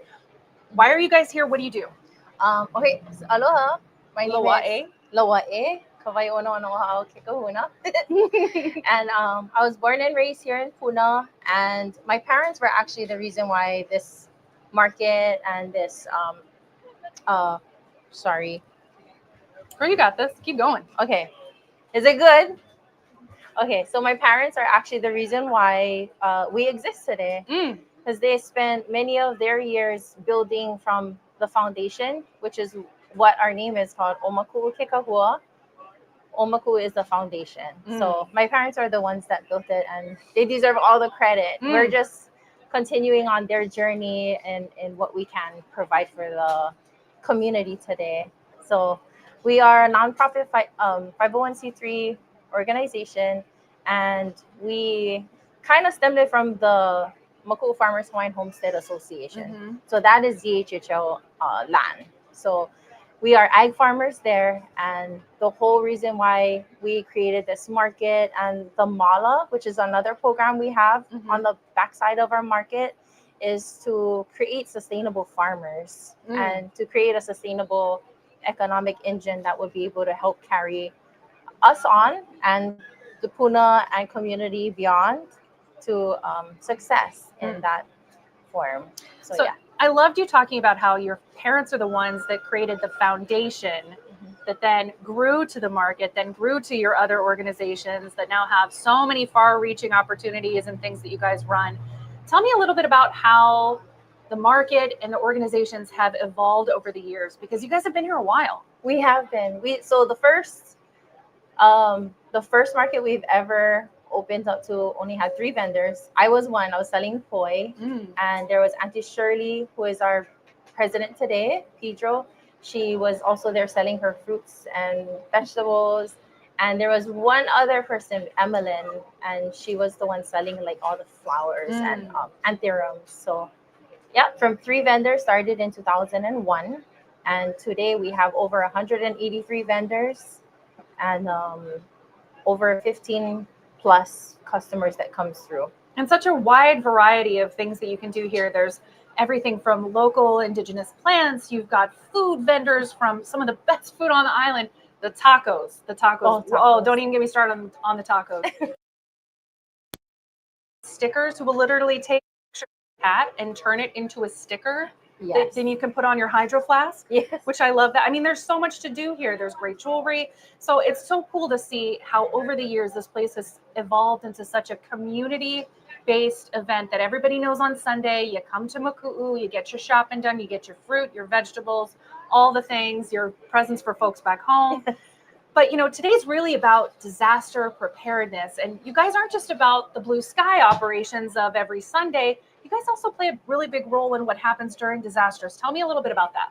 Oh, so in disaster, we do what every organization or what every person would do is when the disaster happens, what we'll do is listen to the news and county, the state, DLNR, the health department, and we'll just take action on what we can do from then on forward. We also partner with a lot of organizations like Lili'uokalani Trust, Kamehameha Kaiaulu. So when that happens, we kind of fall into the place and the role that needs to be filled at that time. So if one needs our market to distribute food, we partnered with Ashley Kirkowitz folks and Council District 4. yes, Yep. and Vibrant Hawaii, Janice, and we Mhm. just kind of pulled together to provide that service for the community. We don't talk about this enough about how the connections and the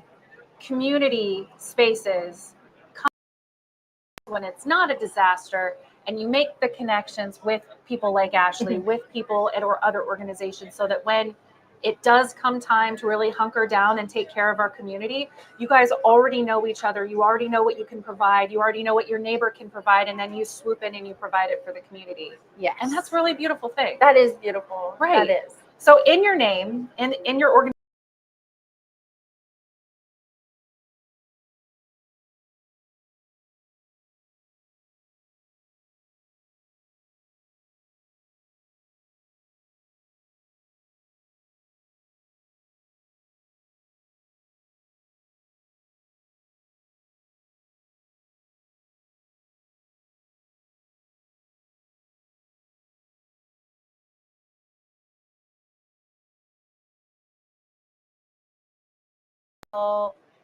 Bad storms, all the way to the 2018 Kilauea lava flow and forward. But we always found we always opened up our space, because one thing happens when the disaster comes is county facilities close down. So that's where we kind of kick in with any partnership and collaboration that is kind of proposed or requested or needed. right? And We you guys just open it swoop up. in. Yeah, so swoop in.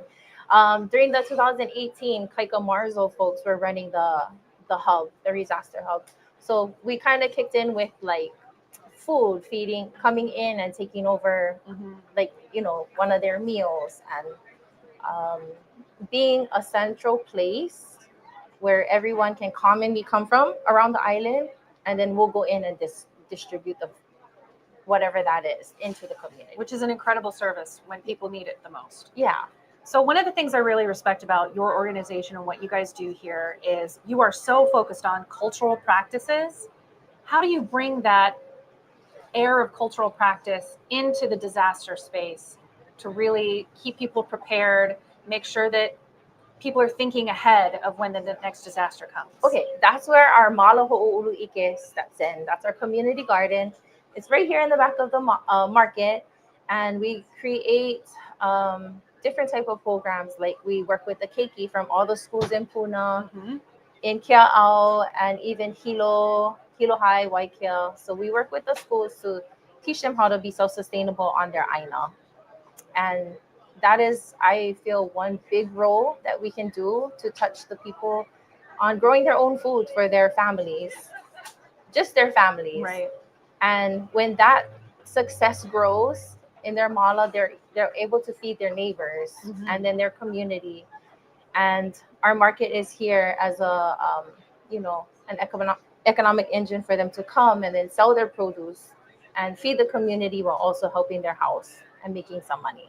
And it's really just neat to be able to see a space that's growing kalo, that's growing so many different things that you're feeding folks. Like you're literally taking the ground and turning it into sustenance and love and care for the people that you love and care about, which we don't do enough of anymore.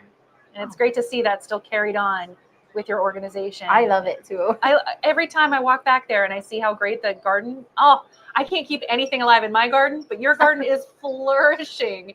Your kalo is stunning. It's so great to see all the things that you guys have done to really make sure. It's not without the help of the traditions- keiki and the community, for sure. Which I love to see everybody coming in and learning and being able to pass that knowledge on. This was also the first place I ever learned to pound poi, which was really amazing. And now I know. Yep, you got to get that experience. And if it's not something you've done before, you got to keep an eye on your Facebook page, because you guys talk about all the great events, not just the market, but you guys have hosted things like the Hala Festival, the Ku'i Festival. I mean, you guys are on top of it. So one of the things I really want to talk about is all the partnerships that you guys have with people like HVERI, people like HAKA. Tell me a little bit more about who you partner with. We partner with anybody that's kind of like in our line of work. It's just been amazing. As long as they can talk, market and mala, and just helping people to grow more food and to be self-sustainable. Mhm. That's our language. So it's a lot of partnerships that had happened, and we hope to keep it going this next couple years or forever, Right. to Love just that. bring everybody together and eat some mea'ai and have those conversations that need to happen in order to help our community better. So you guys have already had one of these disaster preparedness. It was 2 weeks ago, I believe. Yes. How do you feel like the community has responded? Because as the day goes on, we're seeing more and more people filtering in. We know a lot of people are watching online. How does it feel to know that you're part of helping the island be prepared for that next disaster? It feels good. It feels good, but very humbled. Very Mm. humbling. And what's something that you hope that people come away with after coming to see this disaster preparedness? I hope people just join the movement. Mm. You know, join the movement of self-sustainability, becoming your own, food grower, Mhm. to know what you eat, and to just live a better, healthier lifestyle while also connecting with community. Because I feel you need the community in order to thrive. And making those conscious choices. Yes. And we've had other groups on so far this morning, and the big trend that we've talked about is if you wait to prepare for disasters, it's too late. Yeah. So the time is now to start making these decisions and making these choices and really talking with your family Yes. to make sure that everybody is prepared. Yeah.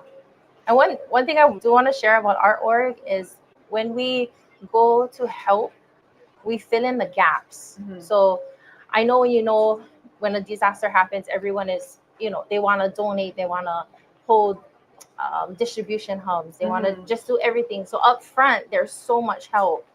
But what we have to think about, and what we think about, and the long term of a recovery. I mean, we're still recovering from the 2018 lava flow, and Yep.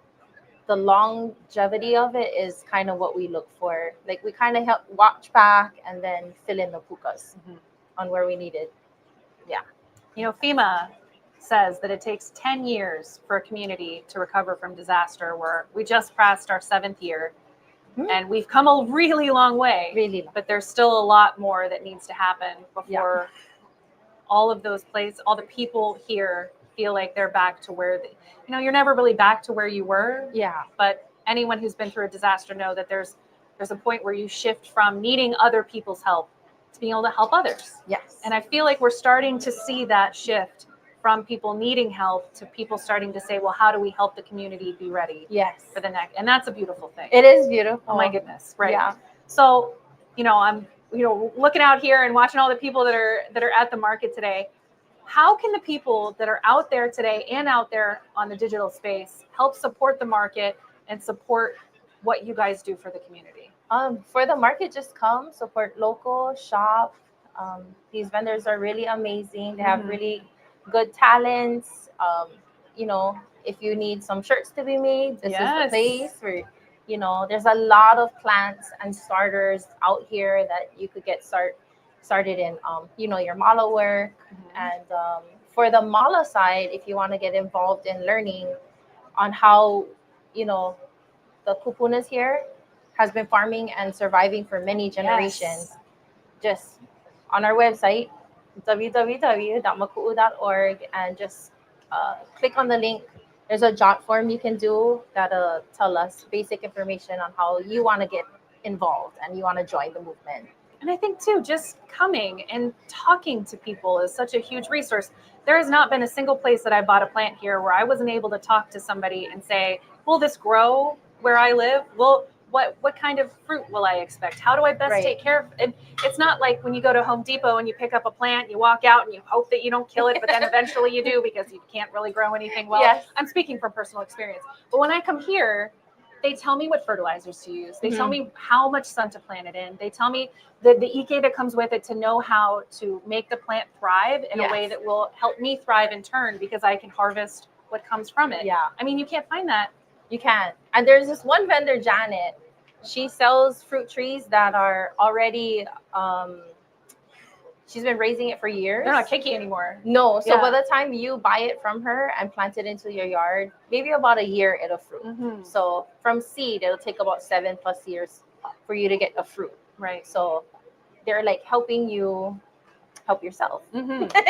And that's really what this is all about. This market is full of people who are just here to help their neighbors, to connect with folks, and to provide services and things you can't find anywhere else especially on the east side, Yes. which is really encouraging. Yes. Do you have a favorite vendor here? Because I like the cat sticker lady, but who's yours? The food vendors. The food vendor. Who doesn't? Oh, they've got the Kahlua pork. Oh, Do you got Auntie Joyce. Yes. Yep. Do you have a vendor that you're just like, Oh, my sisters. atta girl, what does she do? Lau lau. Lau lau. Yeah, Hawaiian plate, Kahlua plate cabbage. Sometimes she has squid luau Okay. on, How's the and mac there's salad? smoked meat.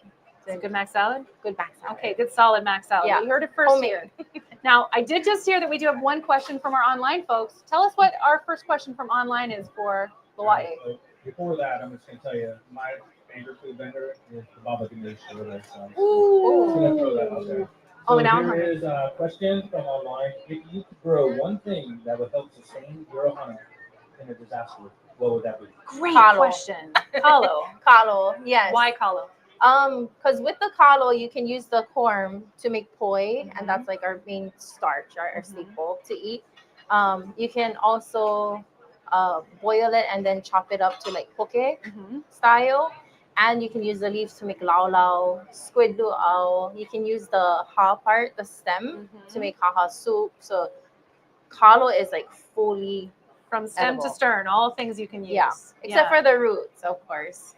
Learned that from the keiki. Oh, But is then- that You always tell me this. We were here a couple days ago doing an Yes. event with you guys, and you were telling us after you take the bananas, you chop down the bananas and you compost Mhm. the tree, so nothing goes Yes. to waste. Nothing. Nothing. Yeah. Or emu. You can put Okay. in And emu. everybody loves the emo, and you got to Yeah. use the kalo for the emo, the leaves. Yeah. Yeah, the banana stump. The banana. That's right. That's right. See, this Yeah. is why she's here, 'cause she knows.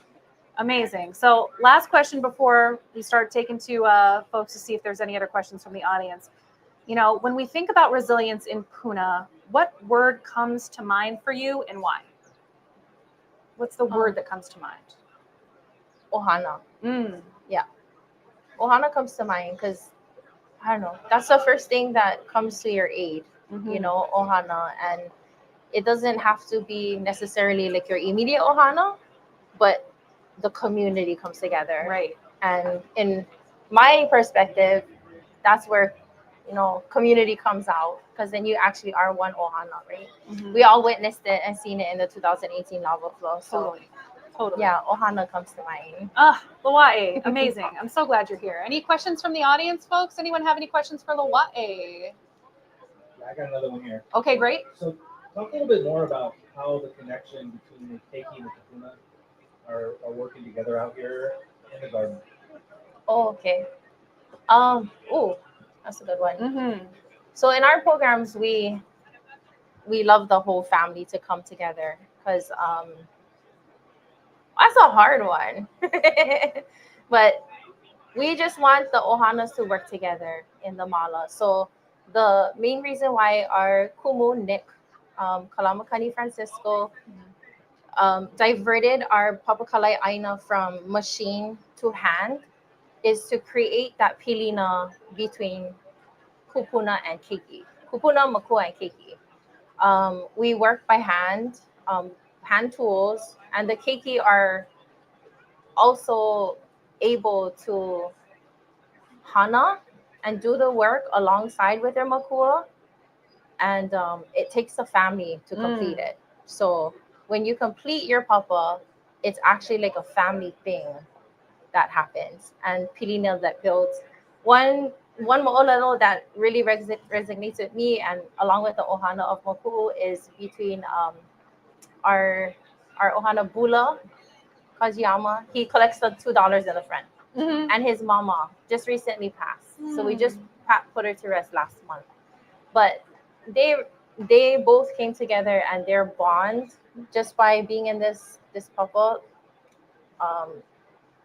it was like, I don't know how to explain it, but their bond together kind of like just brought it home for them too. So I don't know. That was one mo'olelo that kind of resonates with me, and is often shared in our Papakalai Aina course on the pilina of this programs and what we offer here. But yep, we allow everyone. So we have mulching techniques, which is called pu'e pu'e. Also, shared by the Konanui ohana. The keiki are, small enough, it's safe enough to go around and just hole from the tea leaves, to strip the tea leaves of yellow, browns, even the maia stumps, the leaves, and then the keiki just goes and put it in a mound. Then the makua comes in with the mulch, the heavier lifting things. So everyone is involved in that the hana. So that's the pilina between from keiki to kupuna. And I think that, there's so many times that, as communities now, we just don't connect and learn from the people who are older than us. We don't get to connect and have those moments to have that knowledge shared and passed down. We've lost that in a way in many communities, but I feel like Hawaii, and especially Puna, is still one of the places where you can connect to your kapuna and learn and pass that on to the people below you. And that knowledge being passed from one person to another person to another person, that connection is so special and so rare. And honestly, there are so many times, even, learning to pound poi, there was a kapuna with a keiki, and it was guiding his hands to learn how to really mash just properly and get it just right. And seeing that knowledge passed down and the ways that we used to do it, that used to be the way that we would do all of the knowledge. And we've just kind of lost that. But it's great to see that it still happens in places here. Oh, That's yes. still, we're trying. it makes you feel just so connected to the place that you're in. It does. Yeah, the Kuleana is really strong here. Yeah. So, we're wrapping things up because since we don't have any more questions from folks, what I want to know is, first off, how can people follow both your organization and the market? And if there's anything you want to plug before we say goodbye to the folks. Okay. You can get involved by visiting our Instagram and Facebook under Makuʻu Ke Kahua, or our website, maku'u.org. And there's multiple ways on how to get involved. We have our link up. It's just a simple form, and then we'll get back to you. So rather you're a ohana wanting to come, just your ohana, and work in the mala and learn, that's also an option. It's also open for teachers and the schools. We had an ohana come and do their family reunion over here, just working in the mala and just learning some techniques, some trades.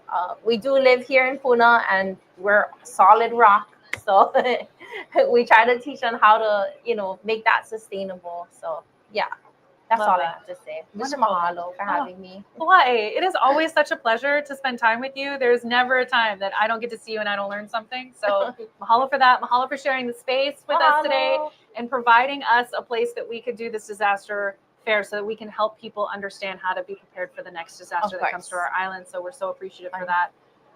No other questions. So it looks like we're good to go. Yep. Thank you so much, Hawaii. Amazing. Thank you so much. It's hot.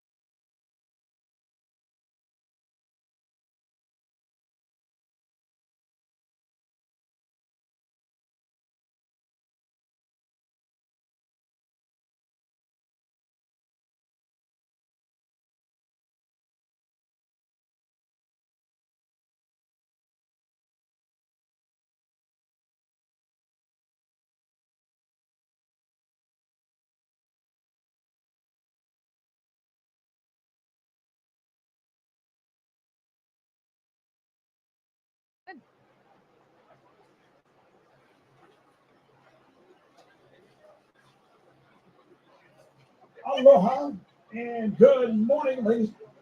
Well, at least this morning here in Hawaii, well, we're going to say a great big mahalo to the folks here at the Makuʻu Farmers Market. That's where we're live today for today's Disaster Preparedness Response and Recovery live series. And we want to say hi to everybody on the global audience that's listening digitally. Some great information and some of the faces behind some of the names and some of the disasters that we've been through. Here to talk to us and interview that person, it's Jen Byers, Hawaii County Disaster Recovery. Jen, I'll turn it over to you. You got it. Oh, we have had so many amazing folks coming in this morning to talk about natural disasters, everything from, oh, my mic isn't on. Let me turn that on first. Oh, let's turn How mine about we on. try that again? There we go. What am I, we got to have at least one blooper. So we're rocking and rolling now. So we've had so many amazing folks coming through this morning to talk about all the different kinds of ways for folks to be prepared for natural disasters. We had from Animal Protective Services, we had folks from HVERI come in. We even had Hawaii from the market come in and talk about disaster preparedness. And now, you guys are not going to believe this, and I'm going to have to read this because his title is so long that I have to get it right. University of Hawaii Sea Grant College Program Specialist, Dennis Wong. He works with the coastal hazard mitigation work that we do here on the island. Dennis, you brought so many cool things for us to look at. You've got a presentation. I want to give you a chance to tell us what you know about natural hazards here on the island. Okay, and we've actually seen a lot here. I've worked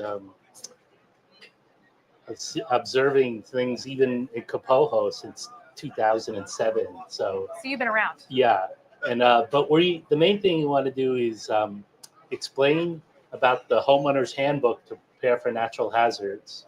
Jen's putting it up, and it's going to cover a lot of the things. We tailored this. It covers all the islands, but we tailored this talk specifically for Hawaii County. Wow. And on the screen, you can see my contact information. I'm with the University of Hawaii Sea Grant College Program, which is part of NOAA.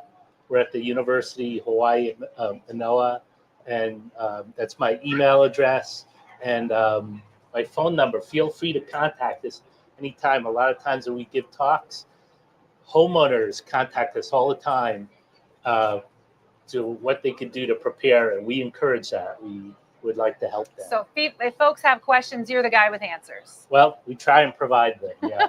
Okay, and actually try and get them started, yeah. Okay, on a lot great. of the things. Okay, so here's a copy of the book, and see the front cover.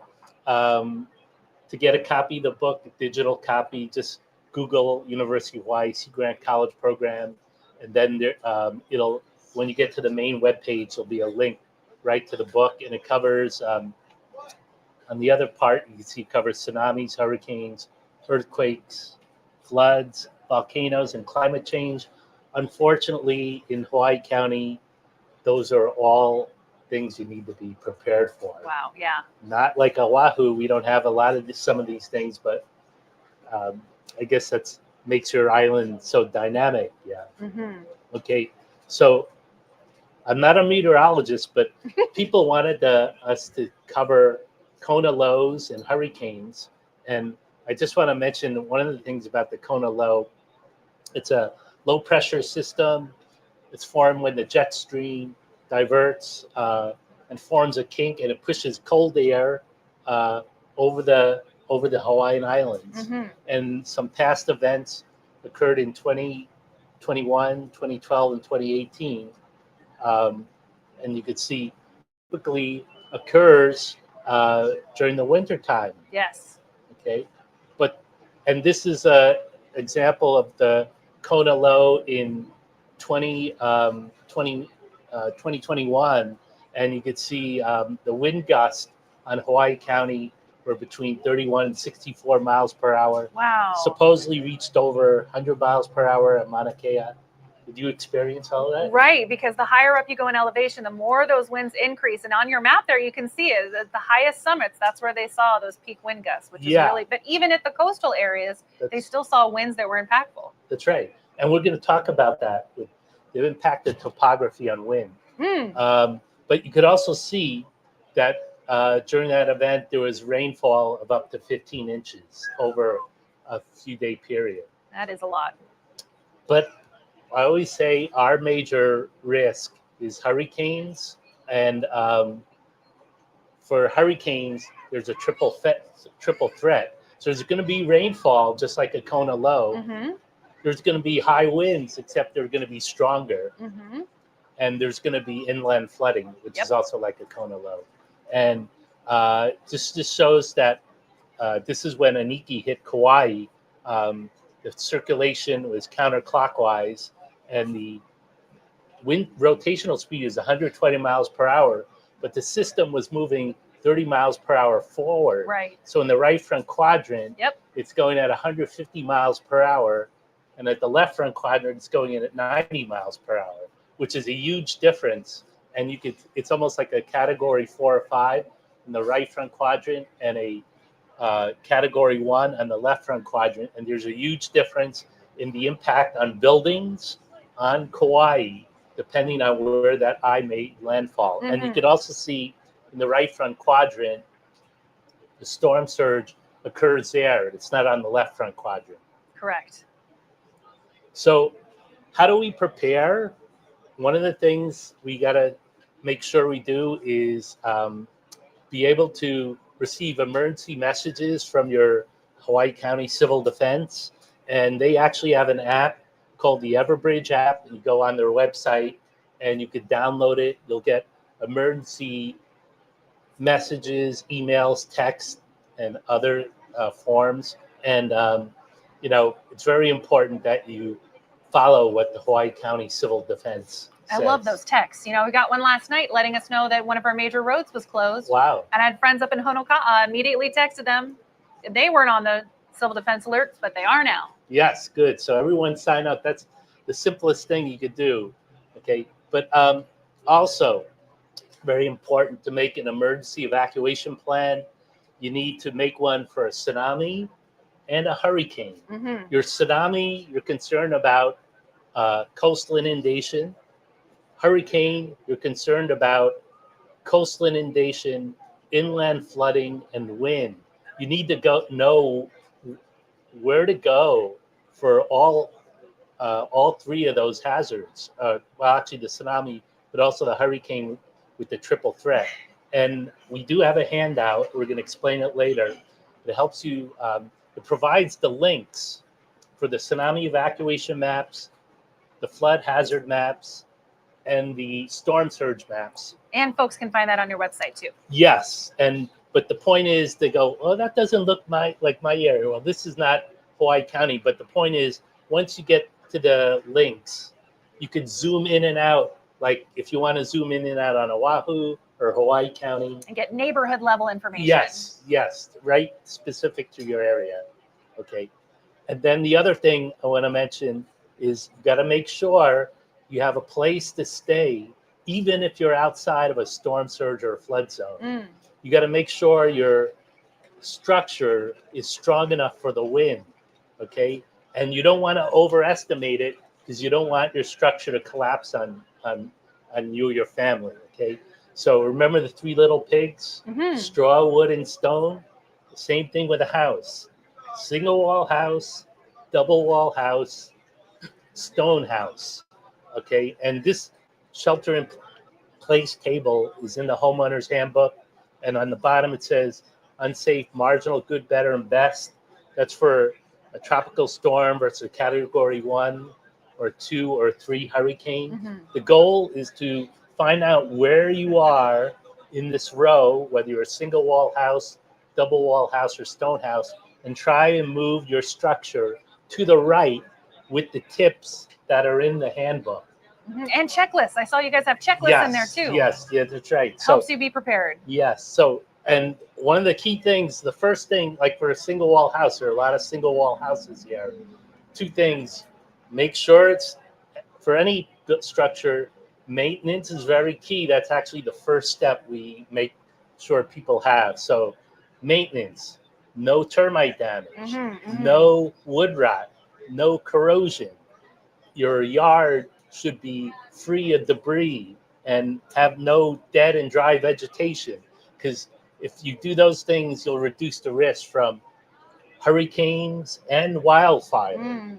Okay, so this shelter-in-place table is in the book. And that's a good reminder, for folks too, because it reminds them you don't wait until the hurricane's coming. These are the things you do now to make sure that you're prepared. Right. Yeah. Actually, the best time to do it is now. Do not wait, and especially for the things we're about to show, because some of them you may be able to do yourself, but some you may hire a contractor, and may be very difficult to do during hurricane season. Right. Yeah. So do it in the off season, maybe save yourself some money too. Yes. Okay. So here, watch this. So watch this video here. Oh, wow. Oh, there goes the roof. Okay. So that actually happened on Oahu. Wow. 4 years ago, and it wasn't even a hurricane or a tropical storm. It was just 30 or 40 mile per hour winds. But Jen, like you mentioned, topography will increase wind speed, and that's what actually happened there. But that just shows how older houses will react to high winds. And when there's a hurricane, it won't just be at one location. It'll be all over the islands. Right. So as many people as possible need to prepare their house. Do you think if that house had been prepared with maybe extra tie downs, that could have been prevented? Yes, because they're actually going to cover that right now. Perfect. Okay, so what right now, structural engineers, the thing you need to do is have what's called a continuous load path connection that ties the roof all the way to the foundation. And if you look at this diagram, you can see here's the roof to wall connection. That's typically the weakest part of a house. You need to make that roof to wall tie, and that's the first thing we recommend homeowners do, because it's a simple and not very expensive retrofit compared to other retrofits. Yes. Yeah. And then the other things, a continuous load path, is ties the roof to the wall, the second floor to the first floor with straps, the studs to the foundation with straps and anchor bolts. Throwing a chain over the roof of the house, right, and tying it down. Because otherwise it's just gravity holding the roof on, but you want to make sure that there's extra tie downs to make sure that that roof stays on when that wind comes. Right. So here's example, okay, just examples of houses where the roof's coming off. During Aniki, in 92, there's 2 houses to the left and middle, and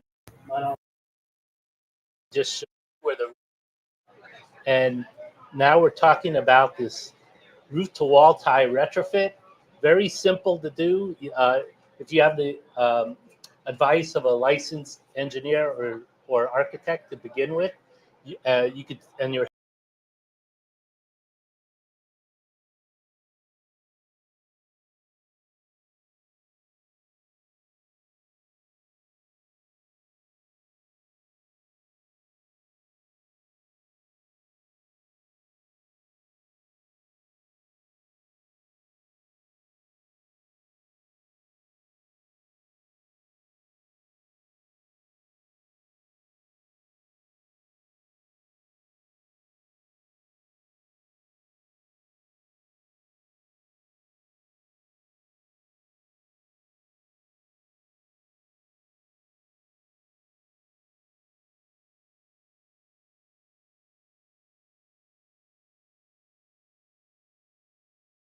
wall houses in Hawaii. It's called the HPT clip.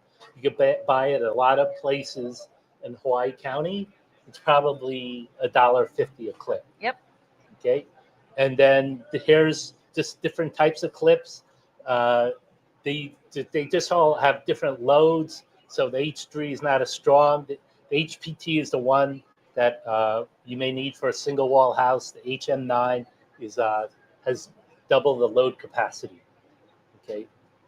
And then I want to just mention about, this is related to earthquakes, but also hurricanes, because when you have a continuous load path connection, you need that for the wind, hurricane wind, and you need that for an earthquake. Okay. So there's actually another section in the handbook on retrofitting of post and pier structures. Have you seen a lot of these? Are a lot common on Right. on And Hawaii County. boy, do they make a difference Yes. too. Huge difference when it comes to earthquakes. Yes, because all the elements in this post and pier are just held by gravity. So there's no actual connection. So there's a step-by-step guide. I'm not going to go over it in detail, but if you want to look at it in the book, and if you still have questions, just contact us. But there's a step-by-step guide on how to do that post and pier retrofit. And for the Hawaii count, this is a single wall house in Pearl City on Oahu, and it's a 1956 single wall house, and it has a continuous load path. What does that word mean, by the way? What does continuous load path mean? Okay, the continuous load path means that the roof is tied all the foundation. So it's all bearing the load instead of not having the foundation. The roof is tied to the foundation, so the entire uplift load is resisted by that load path. And not many people know this, but roofs are shaped like airplane wings, which is why they so easily peel off during storms, because they get that extra lift. People sometimes think that, I've got a heavy roof. It's got a lot of beams. It'll be fine. But airplane wings are pretty heavy too, and they get the job done. That's true. We're going to talk about roofing too, because roofing is the key part of your house. It protects your entire house, protects you and your family. You need to make a really strong roof, and there's a lot of things to consider. Bingo. Okay. So anyway, this single wall house has a continuous load path, and in 3 or 4 years ago, with the hurricane insurance premium, the discounts would have been for both the roof to wall tie and the post and pier retrofit would have been $200 discounts for the retrofit, but with the increased hurricane insurance premiums now, the discount is almost $500. So it pays for itself in just a couple of years. Yes. And you're keeping your family safe. Yes. Now, one tricky thing though is for Hawaii County, you're in a different seismic zone than Oahu.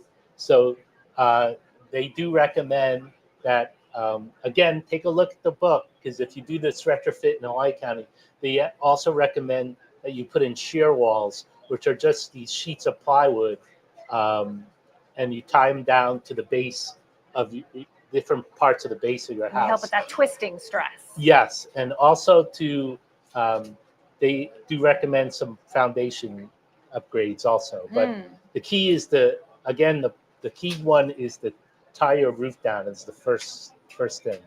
Okay. The other thing you got to look at is hurricane or tropical or Kona low winds, but really they're going to be stronger. And this is why you need to protect your windows. On the left, you see a structure where there's just external pressure on the structure, but on the right, there's a breach. It could either be a window broke or someone purposely opened the window thinking they were supposed to do that.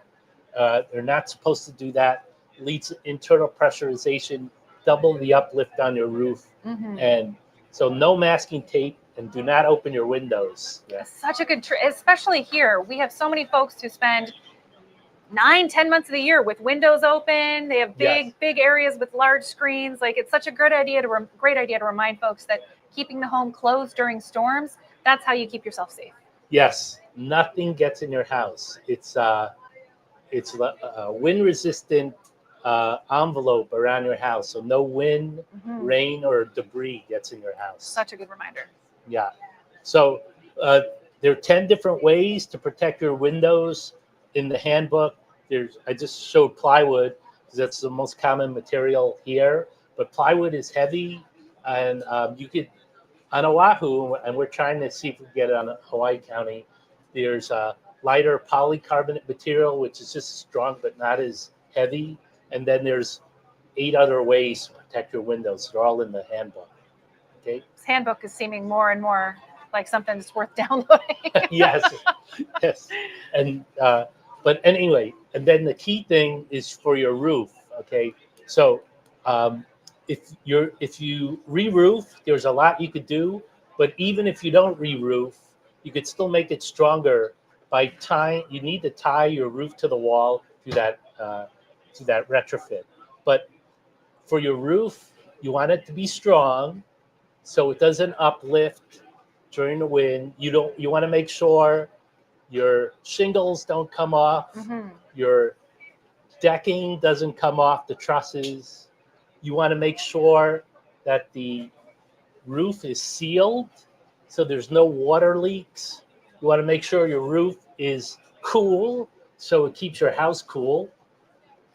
And you want to make sure your roof is fire resistant. Hugely important. Yes. So even a lot of people think shingles may not be as generally shingles aren't as fire resistant as a metal roof, but you could still most modern day shingles are Class A fire rated, and you might need to make sure that you have the Class A fire rating on all your roofing material. Definitely worth checking on. Yeah. So in the book, this just shows different types of roof damage. The upper left, the roof blew off, just like the other examples we showed. Upper right, the roof that came off the trusses. The lower left, the shingles came off the roof. And the lower right, the siding came off the walls. So there's tips in the book on how to deal with all of that. I'm just going to show one of the things how you might make sure you have a sealed roof. This is in Louisiana after Hurricane Ida. So the shingles blew off the roof, and you could see the rays of light along the joints of plywood. Okay, not only is that letting light in, but it allows water to leak through the roof. So what actually happened is it leaked, and then it went along the ceiling, and then it went through the drywall, and they wound up having to remove all those materials from the house. Okay, so to seal your roof, it's actually very simple. When you re-roof, either put a continuous layer of modified asphalt bitumen layer along your roof, or even maybe even cheaper, use that same material and it comes in a tape, and you tape all the joints on your roof. Gotcha. Okay. And the last thing we're going to cover is insurance. Okay, so I think every house should have hurricane insurance, but it's getting more difficult to do, and we'll talk about that, the challenges because of increased premiums. But there's always insurance is because there's always risk, even no matter how strong your house is, there's always going to be residual risk. So hurricane insurance is important. Flood insurance if you're in a flood zone or if you have flood risk, and they'll say what covers what. So you could think of if the water's coming from the top down, you need hurricane insurance. If it's coming from the bottom up, you need flood insurance. And then the last thing I want to cover, the next to last thing, is the discounts when you do these retrofits. 10% for off the roof to wall tie, 15 to 18% off your premium for windows, 10 to 12% off for the wall to foundation. And this is all cumulative, but also it varies by insurance company. So you got to check your insurance company first. So you said cumulative, which means that you could save almost a third if That's you do right. everything. 25, 35% if you do all Wow. of it. Yeah. So worth it. Yes. Yeah. And then the last thing is these are the handouts we're giving on the at the fair, at the food market here. And hopefully feel free to put them online and distribute them. We sure will. The first one on the the first left half is the download the homeowner's handbook and the QR code. And the second one is a new tsunami video we just did a month ago with the Department of Education. And it's a 15-minute video. The governor is encouraging everyone to watch it. Great. Yeah. So that's what all I have. So for those of you who aren't familiar on how to use QR codes, you'll want to take out your phone, have your phone zoom in on the QR code, and then just tap on the QR code and it'll pop up the link to where you can download once you tap on your phone. So QR codes, super easy, great way to get directly to where you need to go. And also, just we have 100 of these flyers out on the table there. So just grab one. But if you want, you could just also use your phone. So, here in Puna, on the east side of the island, we have a lot of unpermitted structures that Okay. happen, which can mean that maybe the person who did the installations, who did the building, might not have been thinking about a lot of the things that you've been talking about. Right. If a person is listening to you today and just is kind of overwhelmed, what's the first call that they should make to have someone come out and look at it? Well, again, some maintenance on their house, but also I would contact a licensed architect or structural engineer. I mean, just to get them started, and they may be able to do some of the things themselves. But even if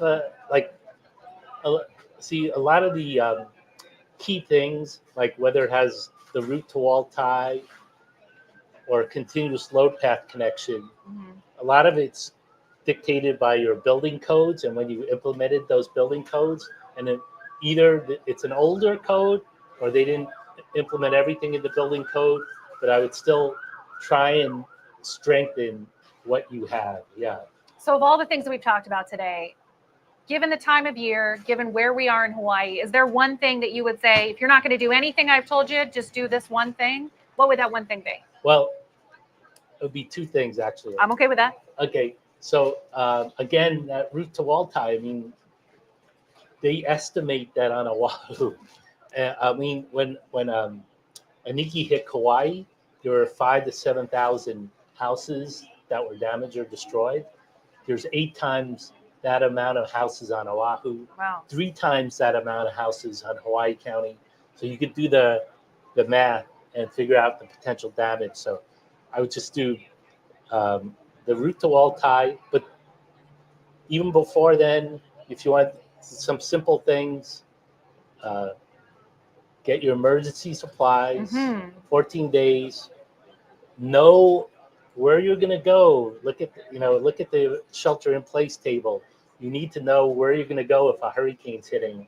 And also, and then, in terms of the structure yourself, the roof to wall tie and maintenance too. And it's so interesting that you mentioned that, because a study just came out, the Casper study just came out, talking about how much people are aware of where they live. Is it a place that's going to be inundated by a tsunami? Are they in an evacuation zone? Where would they go to? Where can people find out by looking at a website? Where can they find out, am I in a zone that would be in a problem area, or am I in a safe place? Yeah, it's important to know your zone. Okay, so that's what this handout is. Great. That we gave here. Okay, it's right on the table there. There are 100 copies of it. Great. Here's remember I said you need to make an evacuation plan for tsunami and a hurricane. So here's the link to the tsunami evacuation maps. And you can Google tsunami evacuation maps as well, which is great. Yes, and here so the idea between it for a tsunami, and again, this particular shot is on the south shore of Oahu. But once you get to the evacuation maps, just zoom in and out to your area of location, to whether you be on the southeast side of Hawaii County. Right. So, and the idea is when there's a tsunami warning, you evacuate the red area and you go in the yellow and green. You got it. And if there's an extreme tsunami warning, you evacuate the red and yellow and go in the green. So it's in the handbook. It's in the handouts here. It's in that tsunami video. Love it. It's all explained in that 16-minute tsunami video. Great. And then again, for a hurricane, know your zone. Know if you're in a flood zone, a storm surge zone. You need to look at both, and then determine how strong your house is and how you could move it to make it more stronger. Yeah. Great to hear. Just heard we've got a question from online. Yeah, we got a question from online. Dennis, the question is, when you talk about tying the roof to your wall, are you referring to hurricane straps, or are you talking about Simpson ties? They're both actually the main supplier of the hurricane clips. They call them clips, hurricane ties. There's actually many different, they have a catalog, and I just, in that presentation, I showed 3 or 4 different types of clips. There was H3, HPT, H9. It depends on the configuration of your house and also how strong you want to make it. Yeah. And if you have questions, you know, for a lot of your people in your audience, you go, how do I get started? Like I said, feel free to contact us. We don't charge anyone. So Right. We love answering questions too. Yeah. Yeah. Yeah. Great. So, Okay, we've got another question here. Hi, yes.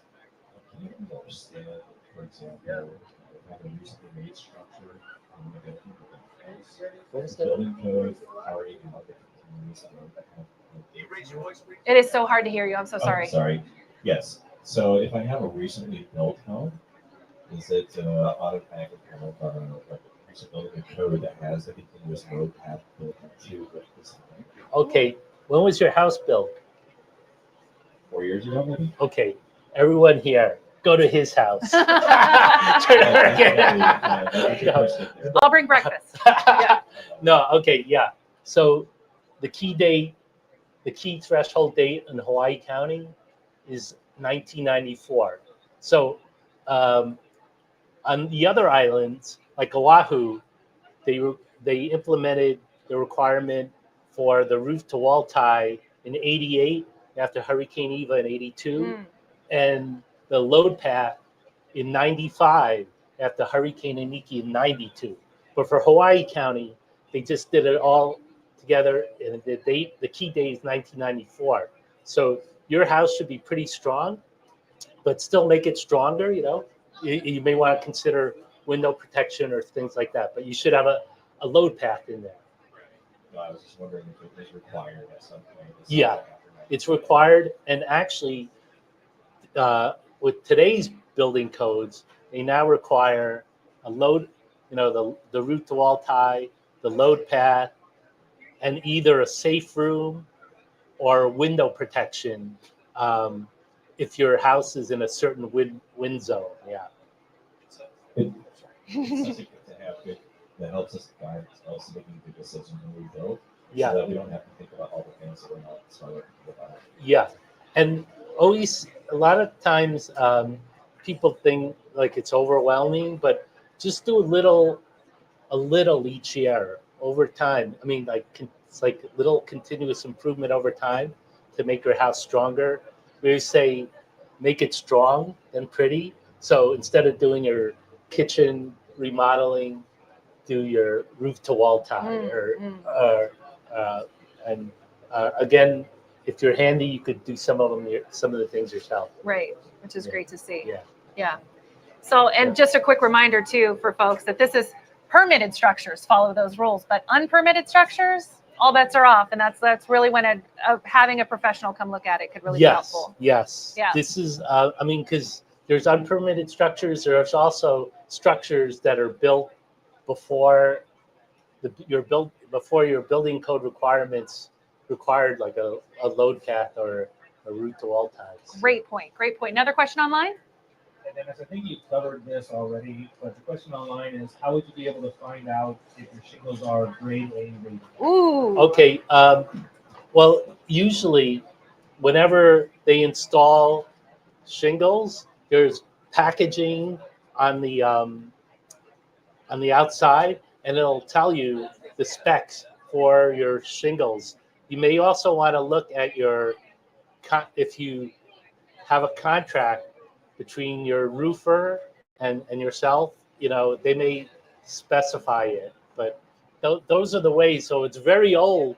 It may be difficult to determine what the rating on your shingles are, unless you do some research on it. Yeah. Especially with wildfire season, being in full swing, this is a great time to remind folks that keeping areas, the defensible area around your home, clear of brush, clear of any kind of vegetation that can burn. Right. Yeah. And that's maintaining your yard space, clearing the vegetation, clearing debris too, because that'll cause windborne debris to be a threat during a hurricane. So a lot of the tips, when you do one thing, it helps prepare for another thing. So if you prepare a lot for a hurricane, it'll help you prepare for an earthquake, or it could help you prepare for wildfire. You got it. Yeah. Strong structures. Anyone else have questions here? Oh, we've got one over here. This gentleman here in the front. All right, I got a very large open area that I'm working on. It's like a connection to my house.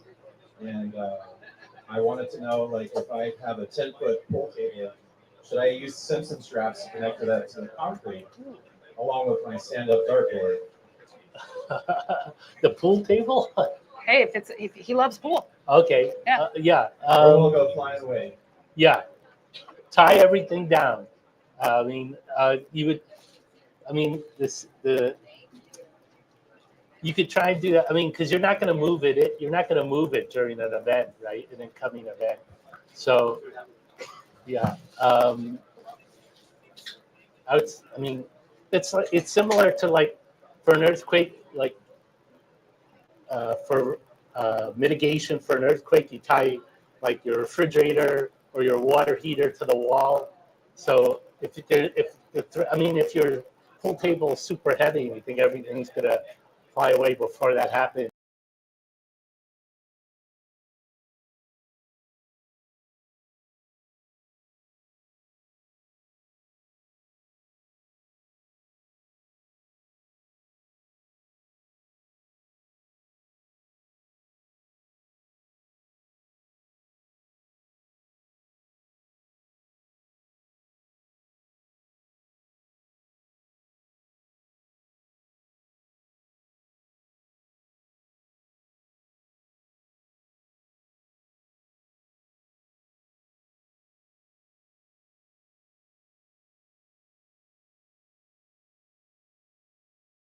The civil defense is put the little grass things in the road, which make it a tsunami area. okay. And yet our property is actually at a lower elevation than Second Avenue. But at least the tsunami would know where to stop because civil defense system.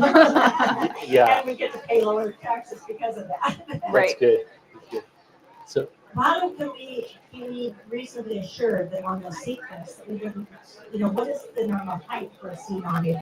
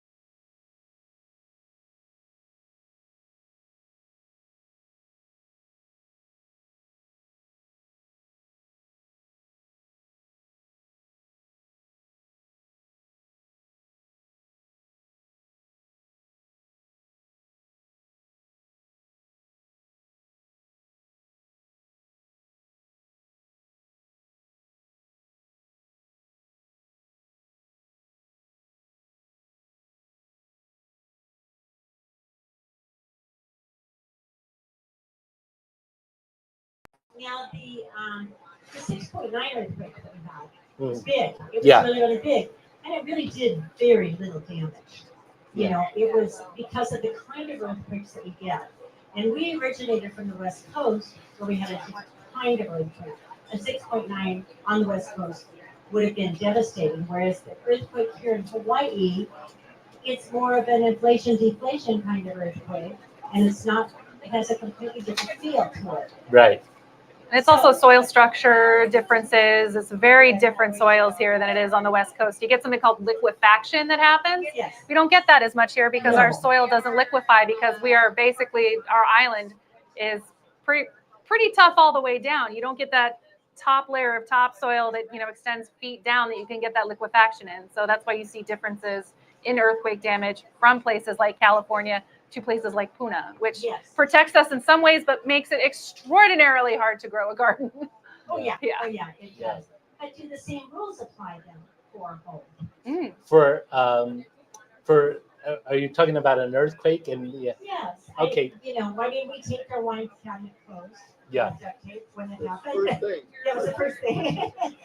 Well, Protected the dishes, but what they say in this video, because we were working with earthquake experts too, and they say if the because you can't really react to every earthquake, because there could be hundreds, like depending on where you live. But they say if it's so strong you have trouble standing, that's definitely a sign.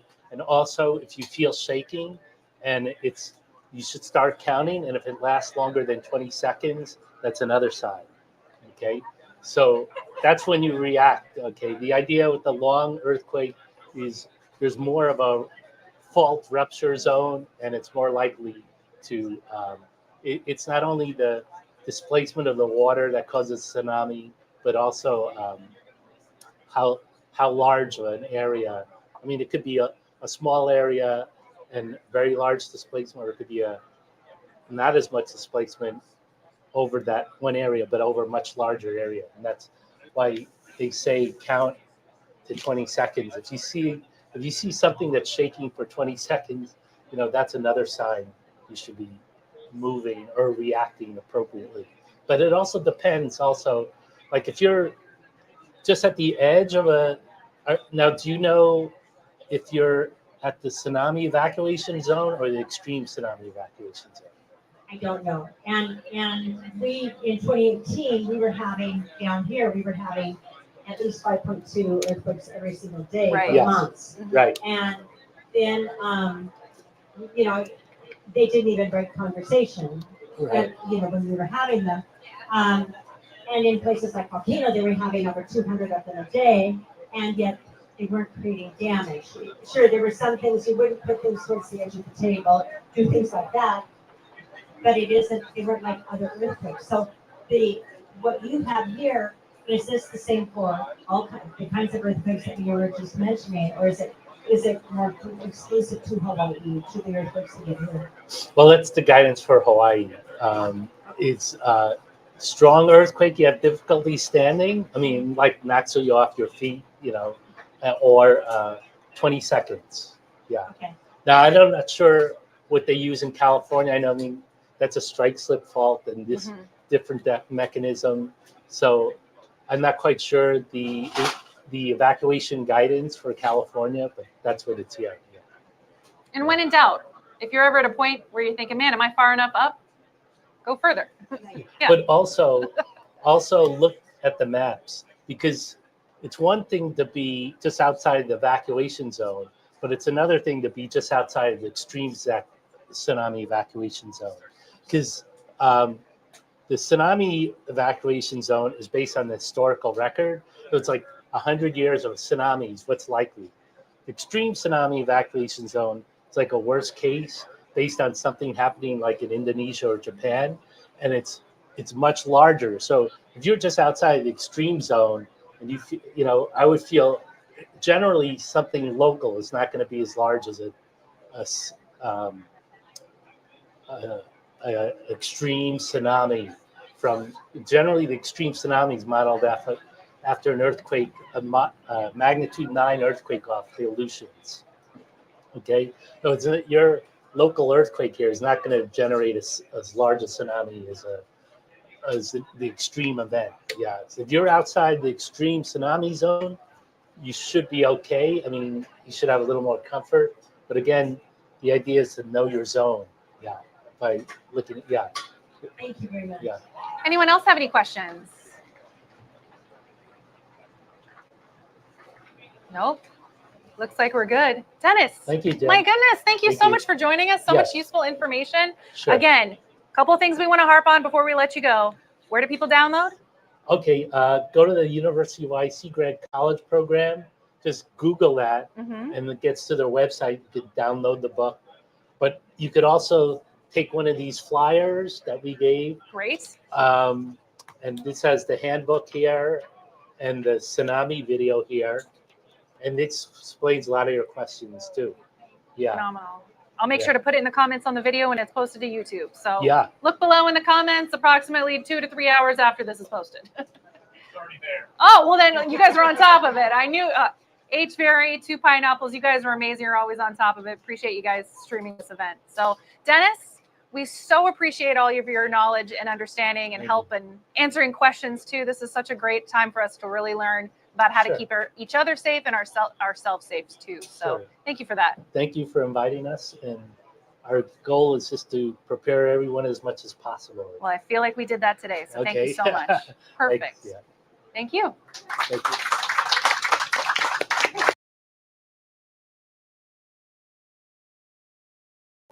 A lot of great information there. Again, those QR codes. I added those already. Oh, she wants to take a photo here. Photo? Bookmarks on my Chrome, but yeah, this that homework's handbook to prepare for natural hazards. Thank you. What a resource that is. You know, I think there's really something to be about dads in earthquakes. I don't know if you folks remember the 2006 Kona earthquake. Thank you. that Appreciate it, shut down Dennis. the city. Oh, not with My me. I'm so kids were sorry. Out of the house in no time flat. I'm not My sure if I wife have a too. card. If I do, I'll get you. Okay. walk Love around to have and that. Thank you. report Sorry, I this wasn't thinking today. Take one of these. Oh, I'd love one. Thank you. And, We'll promote it on our website too. yeah, and also just contact. Just go to the website. You got it. I'll shoot you an email. Thank you so much, Dennis. Perfect. All Not right. sure if all you remember the winds that we had in 1986. Oh, sorry. February 1986 at a windstorm. My wife's parents' home up in Waikiki had an inch of roof blown right off. It was interesting because the entire neighborhood got together that day and put the roof back on. But they were lucky. And that was 60-mile-an-hour winds. So the retrofit was definitely something to them. Thanks again, everybody. More to come with our disaster preparedness, response, and recovery. Live speaker. You have one more interview, right? We just have one more. We've got Katie Mulligan from USGS. Oh, should I get one more? Please, we would love that. Here you go. Yeah. You know, with that stuff around, we have like a page we could print and get them, you know what I mean? Yeah. Well, I could never do that before. We were staying with someone. Yeah. You have to have it. Yeah. That's it. And it's, yeah, having a spreadsheet to cram everything in the car and get out. We don't have any. Thank you. Well, for us, yeah, because we have all 3 ways to get out of our place. Yeah.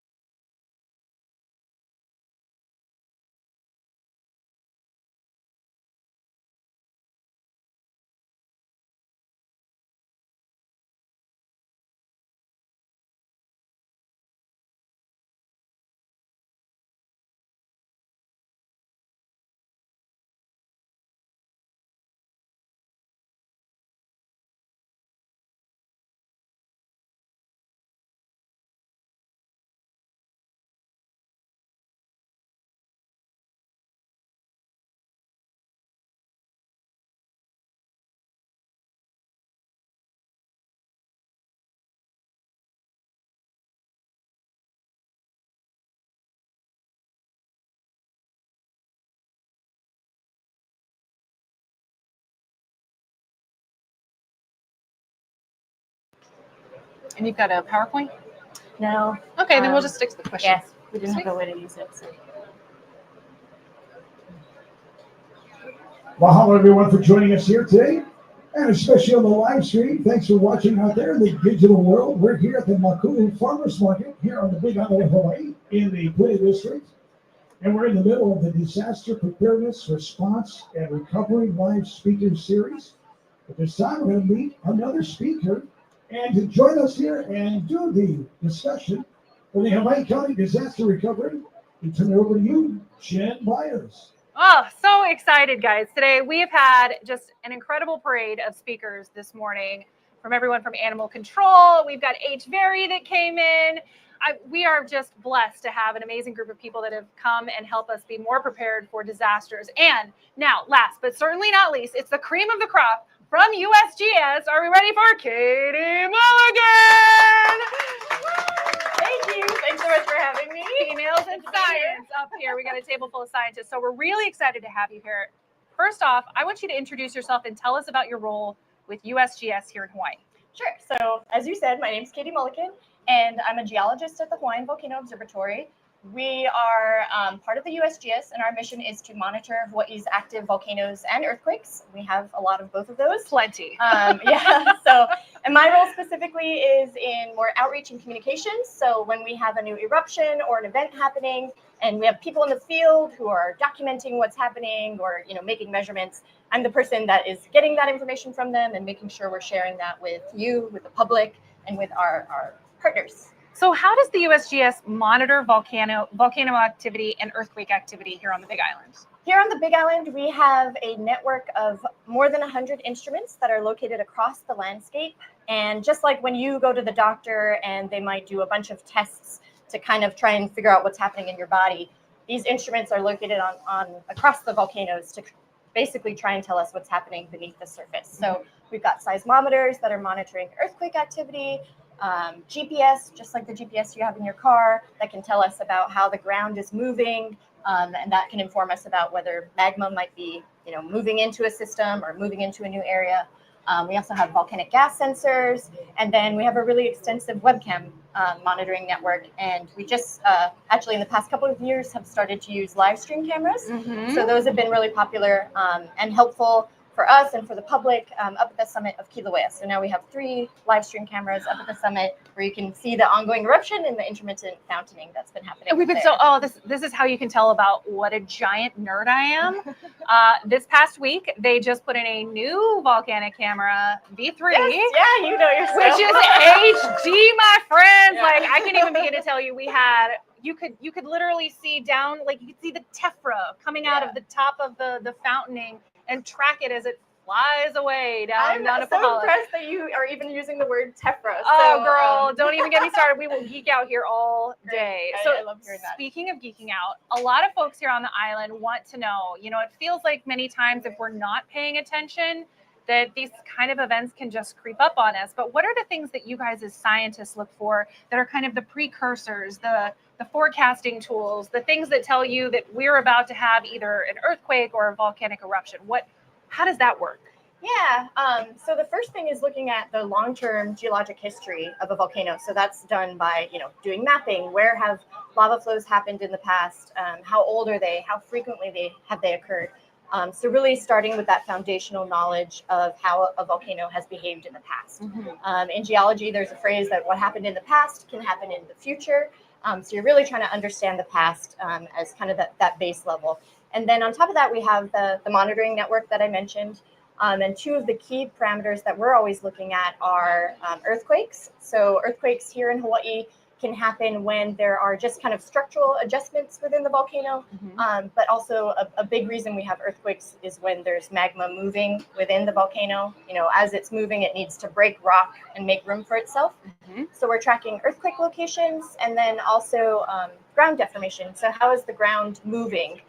Is it moving up, indicative that there might be magma accumulating underground, or is it moving down, indicating that magma might be moving into a different area underneath the ground surface? So those are kind of the 2 monitoring parameters that we use, and they can give us clues weeks to months in advance of an eruption. But then it's often, really short notice that we get when magma's ascending to erupt. Right. So that can be like hours, less than an hour. You know, for Mauna Loa, we had the 2022 eruption. We had several months of kind of that longer term earthquakes and ground deformation as magma was accumulating. But then it was really only about an hour notice when magma started to move to the surface. So it's really, long term, looking at the geologic history, then weeks to months, looking at those monitoring parameters, and then it can be a really quick fuse for when an eruption occurs. And that's why it's so important to have a team full of scientists that are watching around the clock to make sure that this island is safe, because unlike many places on the mainland, volcanoes are not a big deal for them, but for us, yes, yeah. I mean, we live on the flanks, so it's the communities here are really well informed, and I love when I go to outreach events like just now, and you were, knew about V3 camera, and then we're using words like tephra, so that tells me that you're really informed, and that's what we hear a lot at our outreach events. You guys do an amazing job of that. So what a lot of folks want to know is when something happens, like an eruption or like a larger earthquake, how quickly are you communicating with people like the county or other organizations to let them know that something big and impactful has happened? We are communicating all the time with civil defense, emergency management partners, and then also the National Park Service.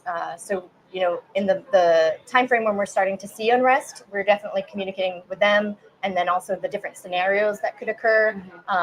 And if it's something that could potentially impact communities, we're typically also reaching out to those communities. So as another example, using the Mauna Loa eruption in 2022, when there was an increase in that earthquake activity and ground deformation in the fall, the eruption happened in November, but starting in October, we were hosting community meetings in the highest hazard communities that could be impacted really quickly, just to make sure they were aware there was unrest and it could result in an eruption. So we're communicating really frequently, always keeping them apprised. And then for folks who live here, there's several ways that you can maintain your awareness as a resident. You can subscribe to the USGS Volcano Notification Service, and we produce written notices of volcanic activity, whether that's a change, a large earthquake, a change in an alert level. We use an alert level system for our volcanoes. Yellow, orange, green. Green, so there's actually a color code system for aviation, and then alert level words for ground level hazards. So normal and background is when a volcano is very quiet, it's not showing any signs of unrest. And then yellow advisory is when, maybe we're starting to see a little bit of unrest, but it's not anything indicative that an eruption could be imminent. Orange and watch are when things are really starting to escalate. So we want everyone to be on watch for a potential eruption. And then red warning is when there's a hazardous eruption. We typically, when there's a new eruption, always go to that highest level while we evaluate the hazards, whether or not there could be impacts to communities. And then if it's stabilized and it's a low impactful eruption, like low hazard, no impact, then we will lower it down to orange watch. So that's what Kilauea is at right now, because it's erupting within the summit caldera. Relatively little impacts to communities, although as you mentioned, there is a little bit of tephra fall. Sometimes Pele's hair is falling on nearby communities, and of course gas. So volcanic gas emissions causing fog sometimes in areas downwind. So subscribing to the Volcano Notification Service is a good one. And they can do that on the website, right? They can do that on our website. Who should they follow on social media? Social media, they should follow USGS Volcanoes. Great. And that account is actually for all the volcanoes in the U.S. So you will get to see updates on volcanoes in Alaska or California or the Cascades. Washington, Washington or even Yellowstone. So that's a good account to follow. And then, we always encourage everyone to subscribe to the civil defense alerts, because our job is to inform you about volcanic activity and hazards, but civil defense is going to be the agency that's going to inform you if you need to take action. So if you're going to need to evacuate or if the activity could potentially impact you. And I feel like we had a really interesting opportunity with our latest series of eruptions where you guys issued something that I'd never seen you issue before. We had tephra going to the highway downwind from the vent. Tell us a little bit, how did you guys make the decision to have that warning in place, and how did you get it out? So the ongoing eruption, it's happening in the summit caldera of Kilauea volcano. And typically our trade winds are taking all of the, as the lava fountains are forming, they're generating tephra, which is basically a word for any lava particle that falls through the air. So that tephra is all being blown downwind. In typically the trade winds, it's happening and it's being deposited in the Ka'u Desert of Hawaii Volcanoes National Park, where no one lives, so very little impact. Very low impact, yeah. But occasionally we don't have our trade winds. And so in one of the fountaining episodes, we didn't have the trade winds. There were actually easterly winds. And so we let civil defense know there could be potential tephra fall on the highway or communities nearby. And civil defense then issued the notice for any cars passing by on Highway 11 to not stop and to drive with their windows rolled up because of the potential for, volcanic gas or Pele's hair. You wouldn't want Pele's hair getting in your vehicle, right? Stuff like that. Especially So, your air filter. Yeah. Yeah. Oof. Yeah. Needs So there was some coordination there. And tephra did fall. I drove out there just to document it, and we saw the photos.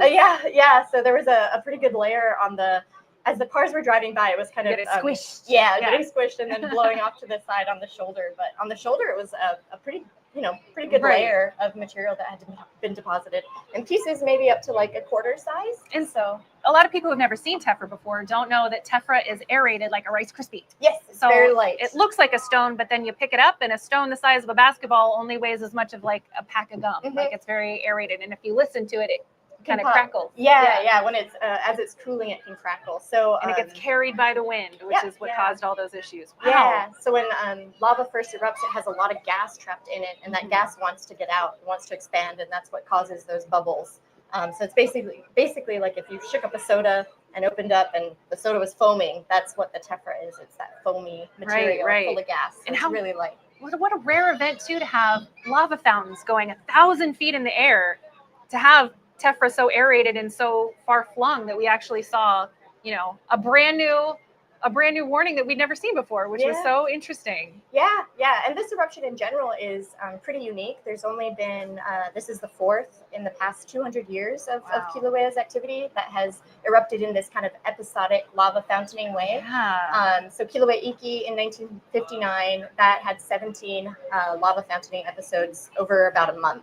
Mauna Ulu had I think 12 or 14 over several months, and then Pu'uo'o, the long-lived Pu'uo'o event on the east zone of Kilauea, had 44 fountain fountaining over a period of about 3 years. So, this is only the fourth eruption, and we're really fortunate that it's really visible from all of these areas in the park, and it's been relatively low hazard. Like a tornado in a cornfield. It's not going anywhere.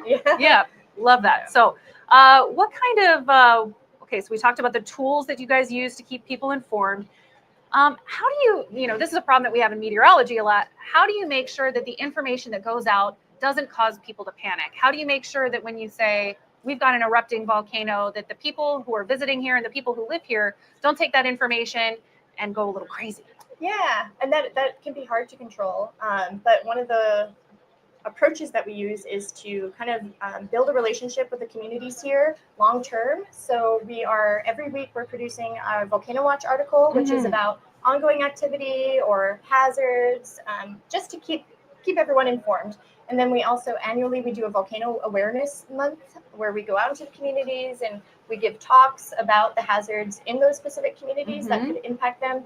So we're trying to build really a foundation of knowledge in the community of what the volcanoes that we live on, what kinds of ways they erupt, how frequently they erupt, so that in the event of a potential eruption, people are not taken by surprise, because I think that's what can cause panic, is if you're really completely unaware. So not to hark on Mauna Loa again, but in the months leading up to that eruption in 2022, that's part of the reason we were going to the communities and letting them know about the unrest, the potential for the eruption, the fact that it could escalate really quickly, and that, just the range of scenarios that could occur, so that people, once the eruption did occur, knew, like, okay, this is exactly as they talked about, so now I know these are the actions I need to take. Yeah, I remember Talmadge from Civil Defense, and then also we had Ken Hahn from the USGS came out, and literally just a few weeks before, we're out in the community saying, here's what you guys can expect, here's how to react, and people did the things that they were told to do out and ahead, and I felt like they were prepared.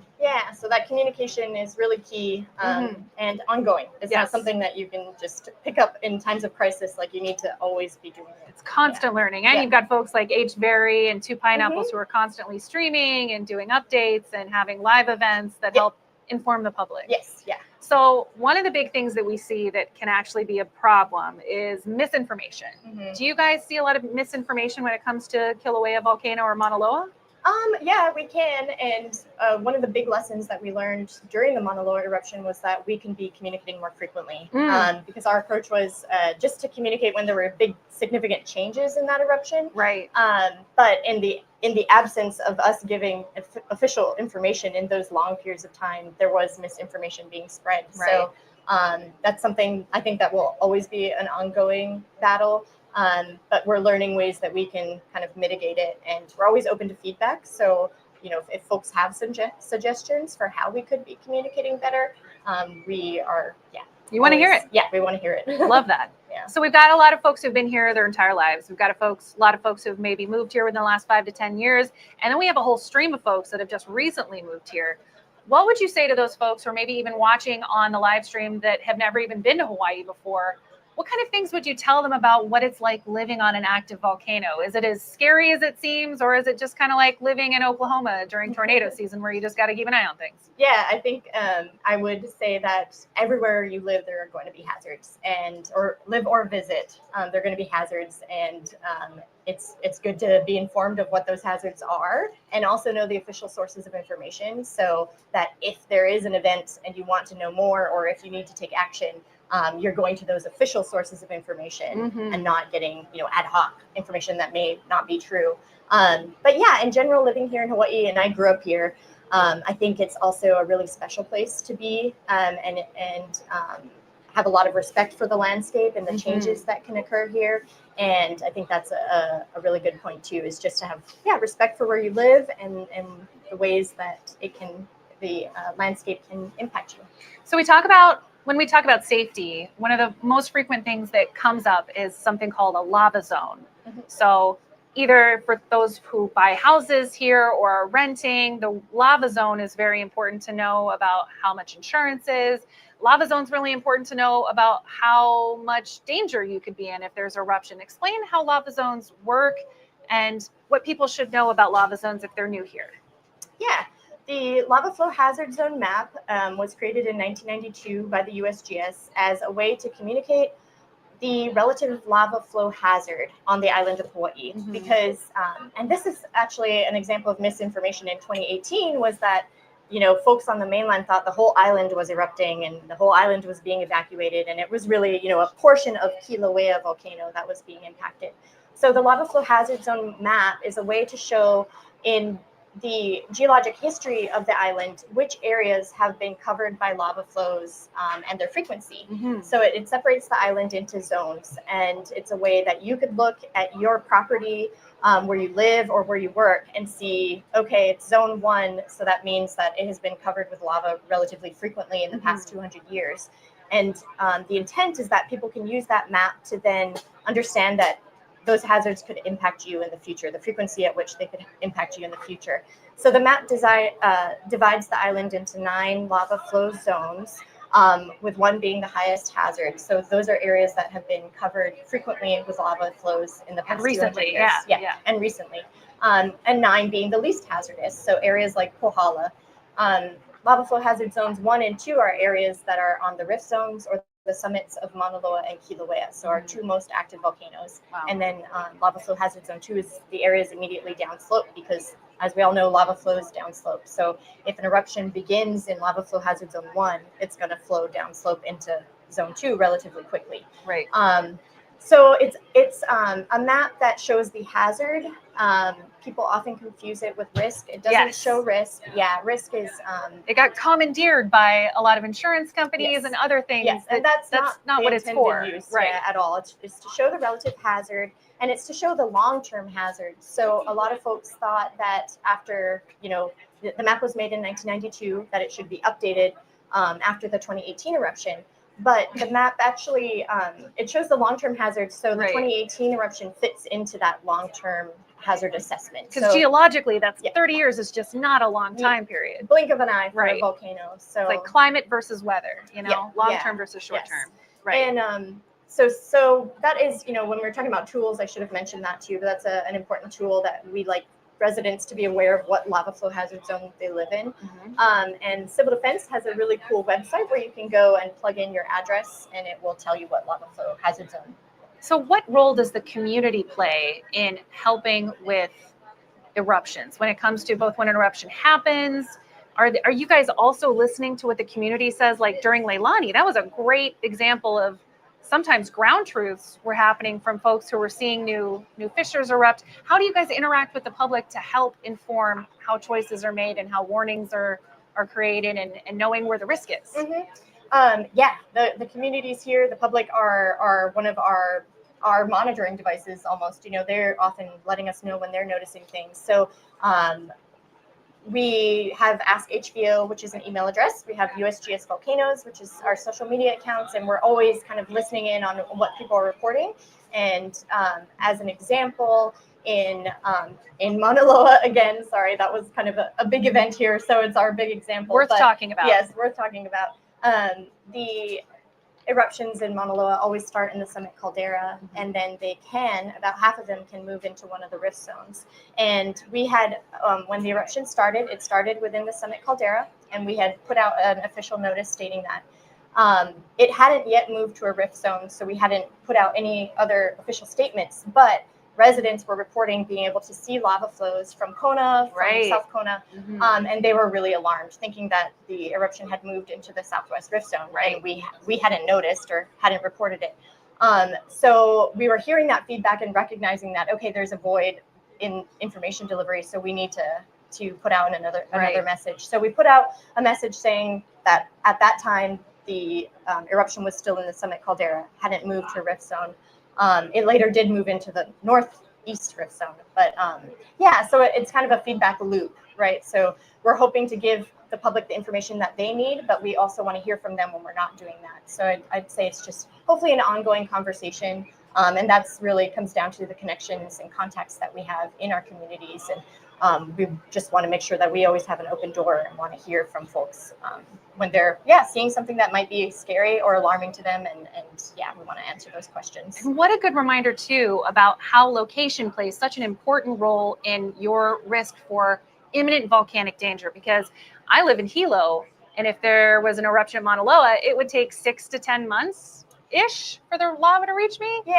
Depending on flow rate. But if you're in Kona, you're talking 3 hours, 6 hours, sometimes even less. So eruptions of Mauna Loa's southwest rift zone in 1950 reached the coast within 3 hours of the eruption starting. So cut through properties and then covered the highway. Important to know where you live and how fast certain hazards can impact you. Love that answer. So one of the things I want to know is, you said you grew up here. What is the most impactful event that you remember, either from volcanoes or earthquakes, that kind of, was there something that got you really, really excited and then started you on the path to becoming a scientist? Or do you just have a memorable event from being in the hazard zone?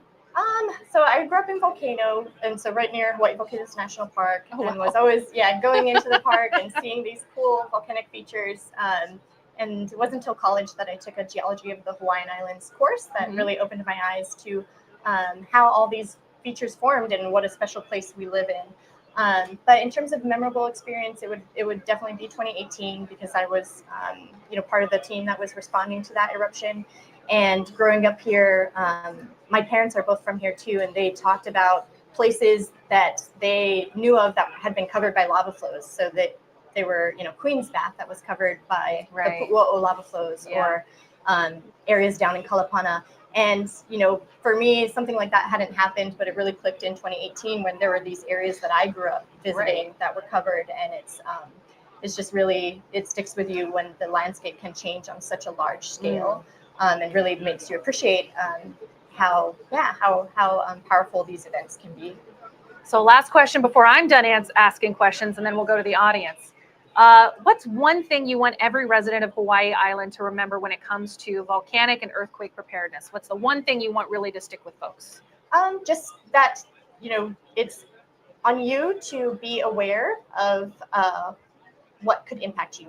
And so know who the official sources of information are. And, it's really, you can educate yourself, and the resources are there. So, and follow USGS now, and follow the county now, and follow the mayor now. Do it all now before the disaster. Yes, absolutely. Because if you wait, it's too late. There you go. Yep. So do we have any questions from folks online? Yeah, we have 2 questions. First question is, so 147 days in this eruption, right? we've lost, you gained the V3 camera, Woo! but we've lost the KW, the F1, and the B1 camera. Are there any signs of those coming back online? And more significantly, the F1 camera. Yes. So, and I will note that those cameras, so B1 was probably it's destroyed. It was melted, wasn't it? It was melted, yeah. But the Hard. others were relocated. They were pulled from the field before they were destroyed. So we still have the F1 camera. But it's not trivial to establish a new camera site. So we have to get permitting from the National Park Service. And then the infrastructure to support a camera is pretty extensive. So we have usually a solar panel system, car batteries, antennas to relay the data back to HVO. So we are working on it, and the plan is to reestablish F1 and KW, and V3 has kind of replaced B1. So in some sense, B1 has been replaced. But yeah, we are working on it. It just takes time, and so yeah. And our other question from online. Next question is going to take you to Mauna Loa. See, people do want to know. It says, I've been browsing the GPS sensors and they show a lot of deformation. I have a question about Mauna Loa. How close are we to the pre-eruption levels prior to the last eruption? Ooh. Okay, that's a good question. And we are seeing that Mauna Loa is slowly refilling with magma after the 2022 eruption. But we're not seeing elevated seismicity, so any earthquake activity, and the rate that refilling has been happening is really, really slow. So we're not close at all to any precursory, pre-eruption level of activity. So still, Mauna Loa is still at background and green for the alert level and color code. So you really look for all those different ingredients. If you just have eggs or just have flour or just have the water, you're not baking a cake. No. Yeah, yep, you got to exactly. wait for everything to come together. Okay. What else? So coming back to the current eruption, we've seen the differences in what is an episode kind of evolve over time, and maybe let people know what is when you call an episode, what do you mean by calling it an episode? When is it gurgling? Is that an episode, or is it when the tilt drops? Great question. That's a good question, and I'll admit our definition has also changed over time as we've learned more as this eruption has progressed. So this it's one ongoing eruption because we have two vents that have stayed open and the lava is being erupted out of those same vents. An episode, for a little time we were saying an episode began when lava exited the vent. But now our definition has changed a little bit based on, again, like we're seeing these repeated patterns in the monitoring data. So we're trying to define the episodes best based on those patterns. And the definition now is that an episode begins when the summit switches from inflation to deflation. So with every episode, we're seeing that when the eruption is not active, pressure is kind of building beneath the summit, and we're seeing that pressure build as inflation. At some point, lava is exiting the vent, and then fountaining starts. That system switches to deflation, and that's how we're defining the start of an eruption. So as that pressure is being relieved, as a fountain is erupting at the surface, that's the definition of a new episode. So yeah, it can be a little confusing because sometimes there's active lava on the surface, but we haven't yet stated that an episode has begun. How many times have we been watching that live feed that we've seen that bubbling in the caldera and we're like, oh, here it comes, and then nothing. Yeah, and it can, as you probably noticed, can take, I don't know, sometimes days. Right, even, of that like gas pistoning effect where you get the caldera just kind of teasing a little bit, but then nothing. Yeah. So we got another one. Yeah. All right, Katie. Has there been any noticeable activity or anything happening of significant value in the Ronnie trade?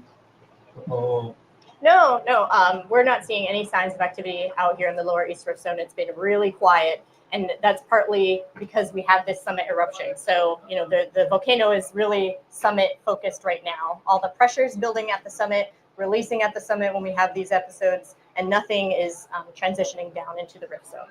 We did have the September eruption last year, and since then it's been really quiet, and that was on the middle East Rift Zone. So.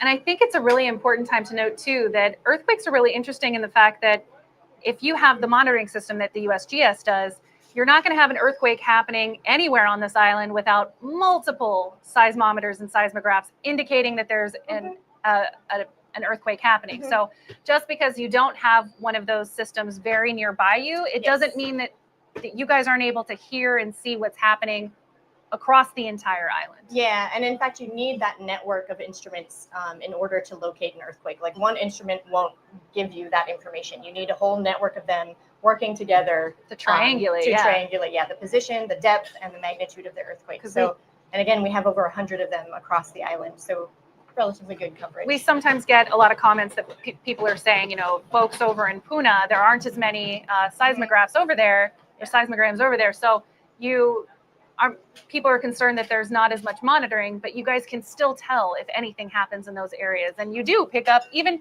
in Loihi, you know, there's no instrumentation near Loihi, but you still know when things are happening. Yeah, and Loihi, there's a little bit of a, you know, a certain magnitude event that we have a harder time locating because it is so far away and we don't have instruments on that volcano, but we can detect generally when things are happening.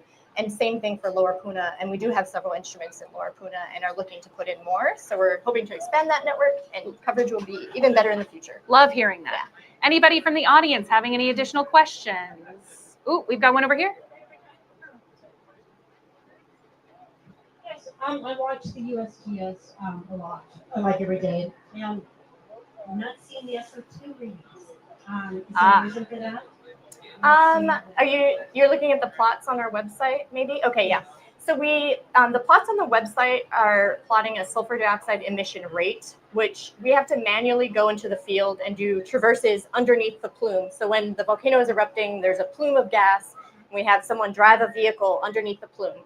The road that we used to drive on has been pretty impacted by this eruption. So we used to drive in the closed area of the park, and that road has been covered with that tephra material. So the pieces of lava fountain that are kind of covering the road. So we haven't been able to get the emission rate as often, but we do have a system of instruments further out in the Ka'u Desert that can basically tell us what the gas concentrations are. So we are still monitoring the gas, we're just not reporting it in that same way. I talked about looking at patterns in this ongoing eruption, and same like we've been able to show like when the episodes start and stop. It's very dependent on monitoring activity. These episodes have, from what we've been able to measure, have had really similar sulfur dioxide emission rates when they're active, so when there's active fountaining, and when there's a pause. So during pauses, we've made many measurements, even though we've, maybe not been able to measure every single pause, but many of the pauses that we have measured have had about 1,200 tons per day of sulfur dioxide, so pretty low. And then when the episodes are active and there's fountaining going on, it's been in the realm of 40 to 60,000 tons of sulfur dioxide per day. So we're kind of able to generalize, even if we're not able to measure that specific episode, we can say that when it's erupting, it's likely in this range. Yeah, and a good resource for that is the VOG information dashboard. If you're concerned about VOG and you live somewhere downwind, they are going to be plugging in those emission rates and then integrating it with the weather forecast models and able to show whether or not, certain areas are going to be impacted by VOG. So we have a whole team that does VOG modeling here. Yeah. Too, okay. I'm wondering if any of the monitoring, scientific monitoring on the Kuleana has been affected by the government laws. No, we're still able to perform our functions, our core jobs, and we haven't been impacted by that. So we're continuing to monitor the volcanoes with no impact. Wonderful, thank you. Do you anticipate any cutbacks there? We're just continuing to do our jobs as we can. Yeah. All right, I got two more and that's it. Okay. So we have a north vent and a south vent. Yes. With the north vent being active recently, has it plugged the south vent? Is that why we're not seeing something out of there? No, they're likely not plugged because we still see glow at both vents. And during overflights, helicopter overflights or UAS or drone overflights where they've been able to be directly over the vents, they can sometimes see incandescent molten material in both vents. So they're not plugged, but it is a really interesting dynamic where sometimes the north vent is more active or producing higher fountains, and sometimes the south vent is. So there's some mechanism in the geometry of those vents that's controlling that. I don't know if it's elevation, one's higher than the other, or something lower in the system that we're not able to visually observe. But for now, they're both open and still erupting. So it's really interesting. Okay, quick and easy one for you. Why has there been no tilt data update since 0600 this morning? Ooh. That's a really good question, and I wasn't aware of that, and I'll look into it. So I haven't gotten any reports of data outages, so it's likely our website. So, you know, we have an internal way to check data that's not impacted by, you know, public-facing changes to our website. But sometimes our public website doesn't talk to our internal data sets really well. If the public website is having an update or something like that. So it could be something like that that's affected the plots. Anything else? But I'll check on that. Yeah, no, not because I'm here. They all run automatically, so. Any other questions from the audience or online? Superb. Guys, let's give a huge round of applause for Katie coming in today. Katie, thank you. I think all the geeks online and here in the room are all really happy with the discussion that we had today. So thank you so much for your time today. Thank you guys all for coming in and joining us on this hot afternoon and coming into the shade. We appreciate all the time for you guys. So aside from that, looks like we are good to go. Thank you very much. Thank you again. Thank you, Jen. Thank you, Katie. You know, so many media, thank you so much for the USGS updates every day. I mean, we literally get our information straight from you folks. So that's what we like to hear. So much. And of course, from Hawaii County Civil Defense, but we hit that refresh button, we'll see if they, you know, when the latest report is in. We really appreciate it. Great. Is there anything that we, the media, should, I mean, we're always open to suggestions as well. I mean, disinformation, we don't want to do that. Is there anything that you would suggest? Or? Oh, that's a good question. No, I think the media here locally are really on it, and they know the official sources. So I have no complaints there. I think we have great relationships. So thank you, DC. No, thank you, Katie. Yeah. You know, it's so funny. You know, you mentioned the Teflon marks. The first time I've ever heard a civil defense report mention it was this year, and all of us in radio stations went, "What?" And I've been listening to civil defense reports since, you know, Harry Kim. You know, and so that was the first time. So thanks for the education. I think that is it. We're going to move outside for something. Oh, it's time for our big demonstration. So for those of you who have never seen, we've got the big lava table outside. We're going to be doing some fun eruption stuff. So stick around. Just come right outside the tent. We're going to be doing some science, hands-on science, just a few minutes. So come join us. I'll be right back. Great job. Thanks. Great job handling the tougher questions, especially about the government right now. Oh my gosh, yeah, I should have prepared. Yeah, we're getting a lot of those too. Okay. Yeah. What organization is this? So I'm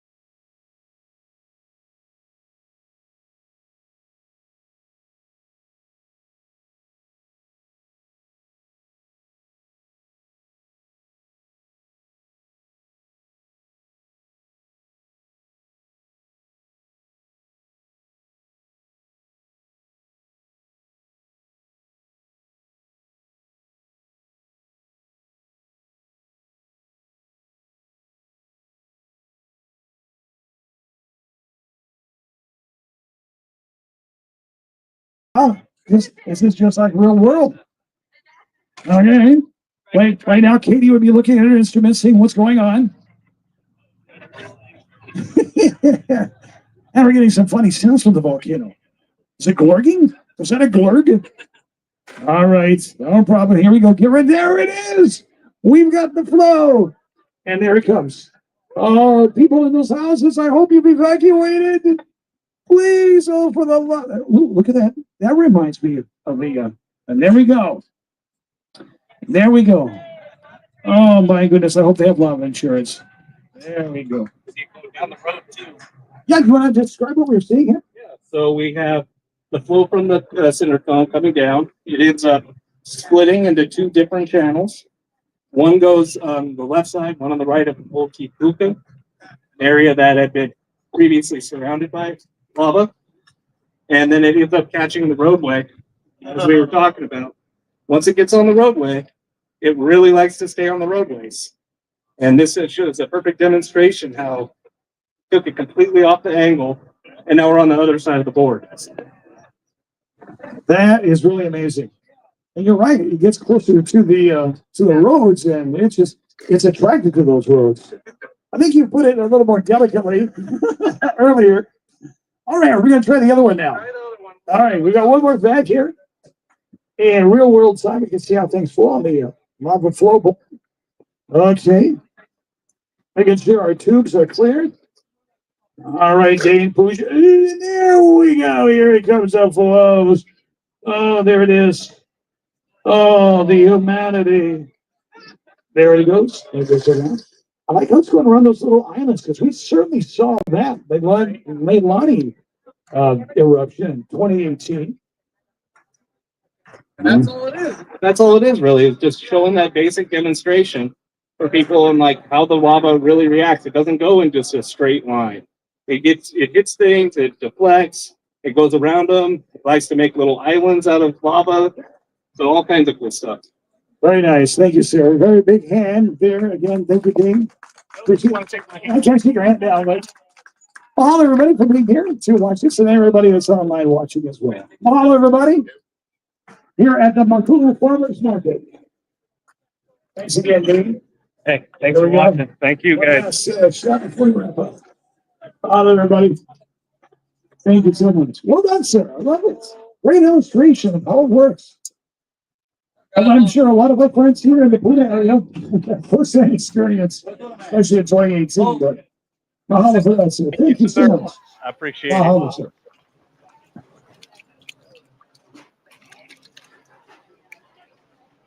Yeah, the advanced cleanup.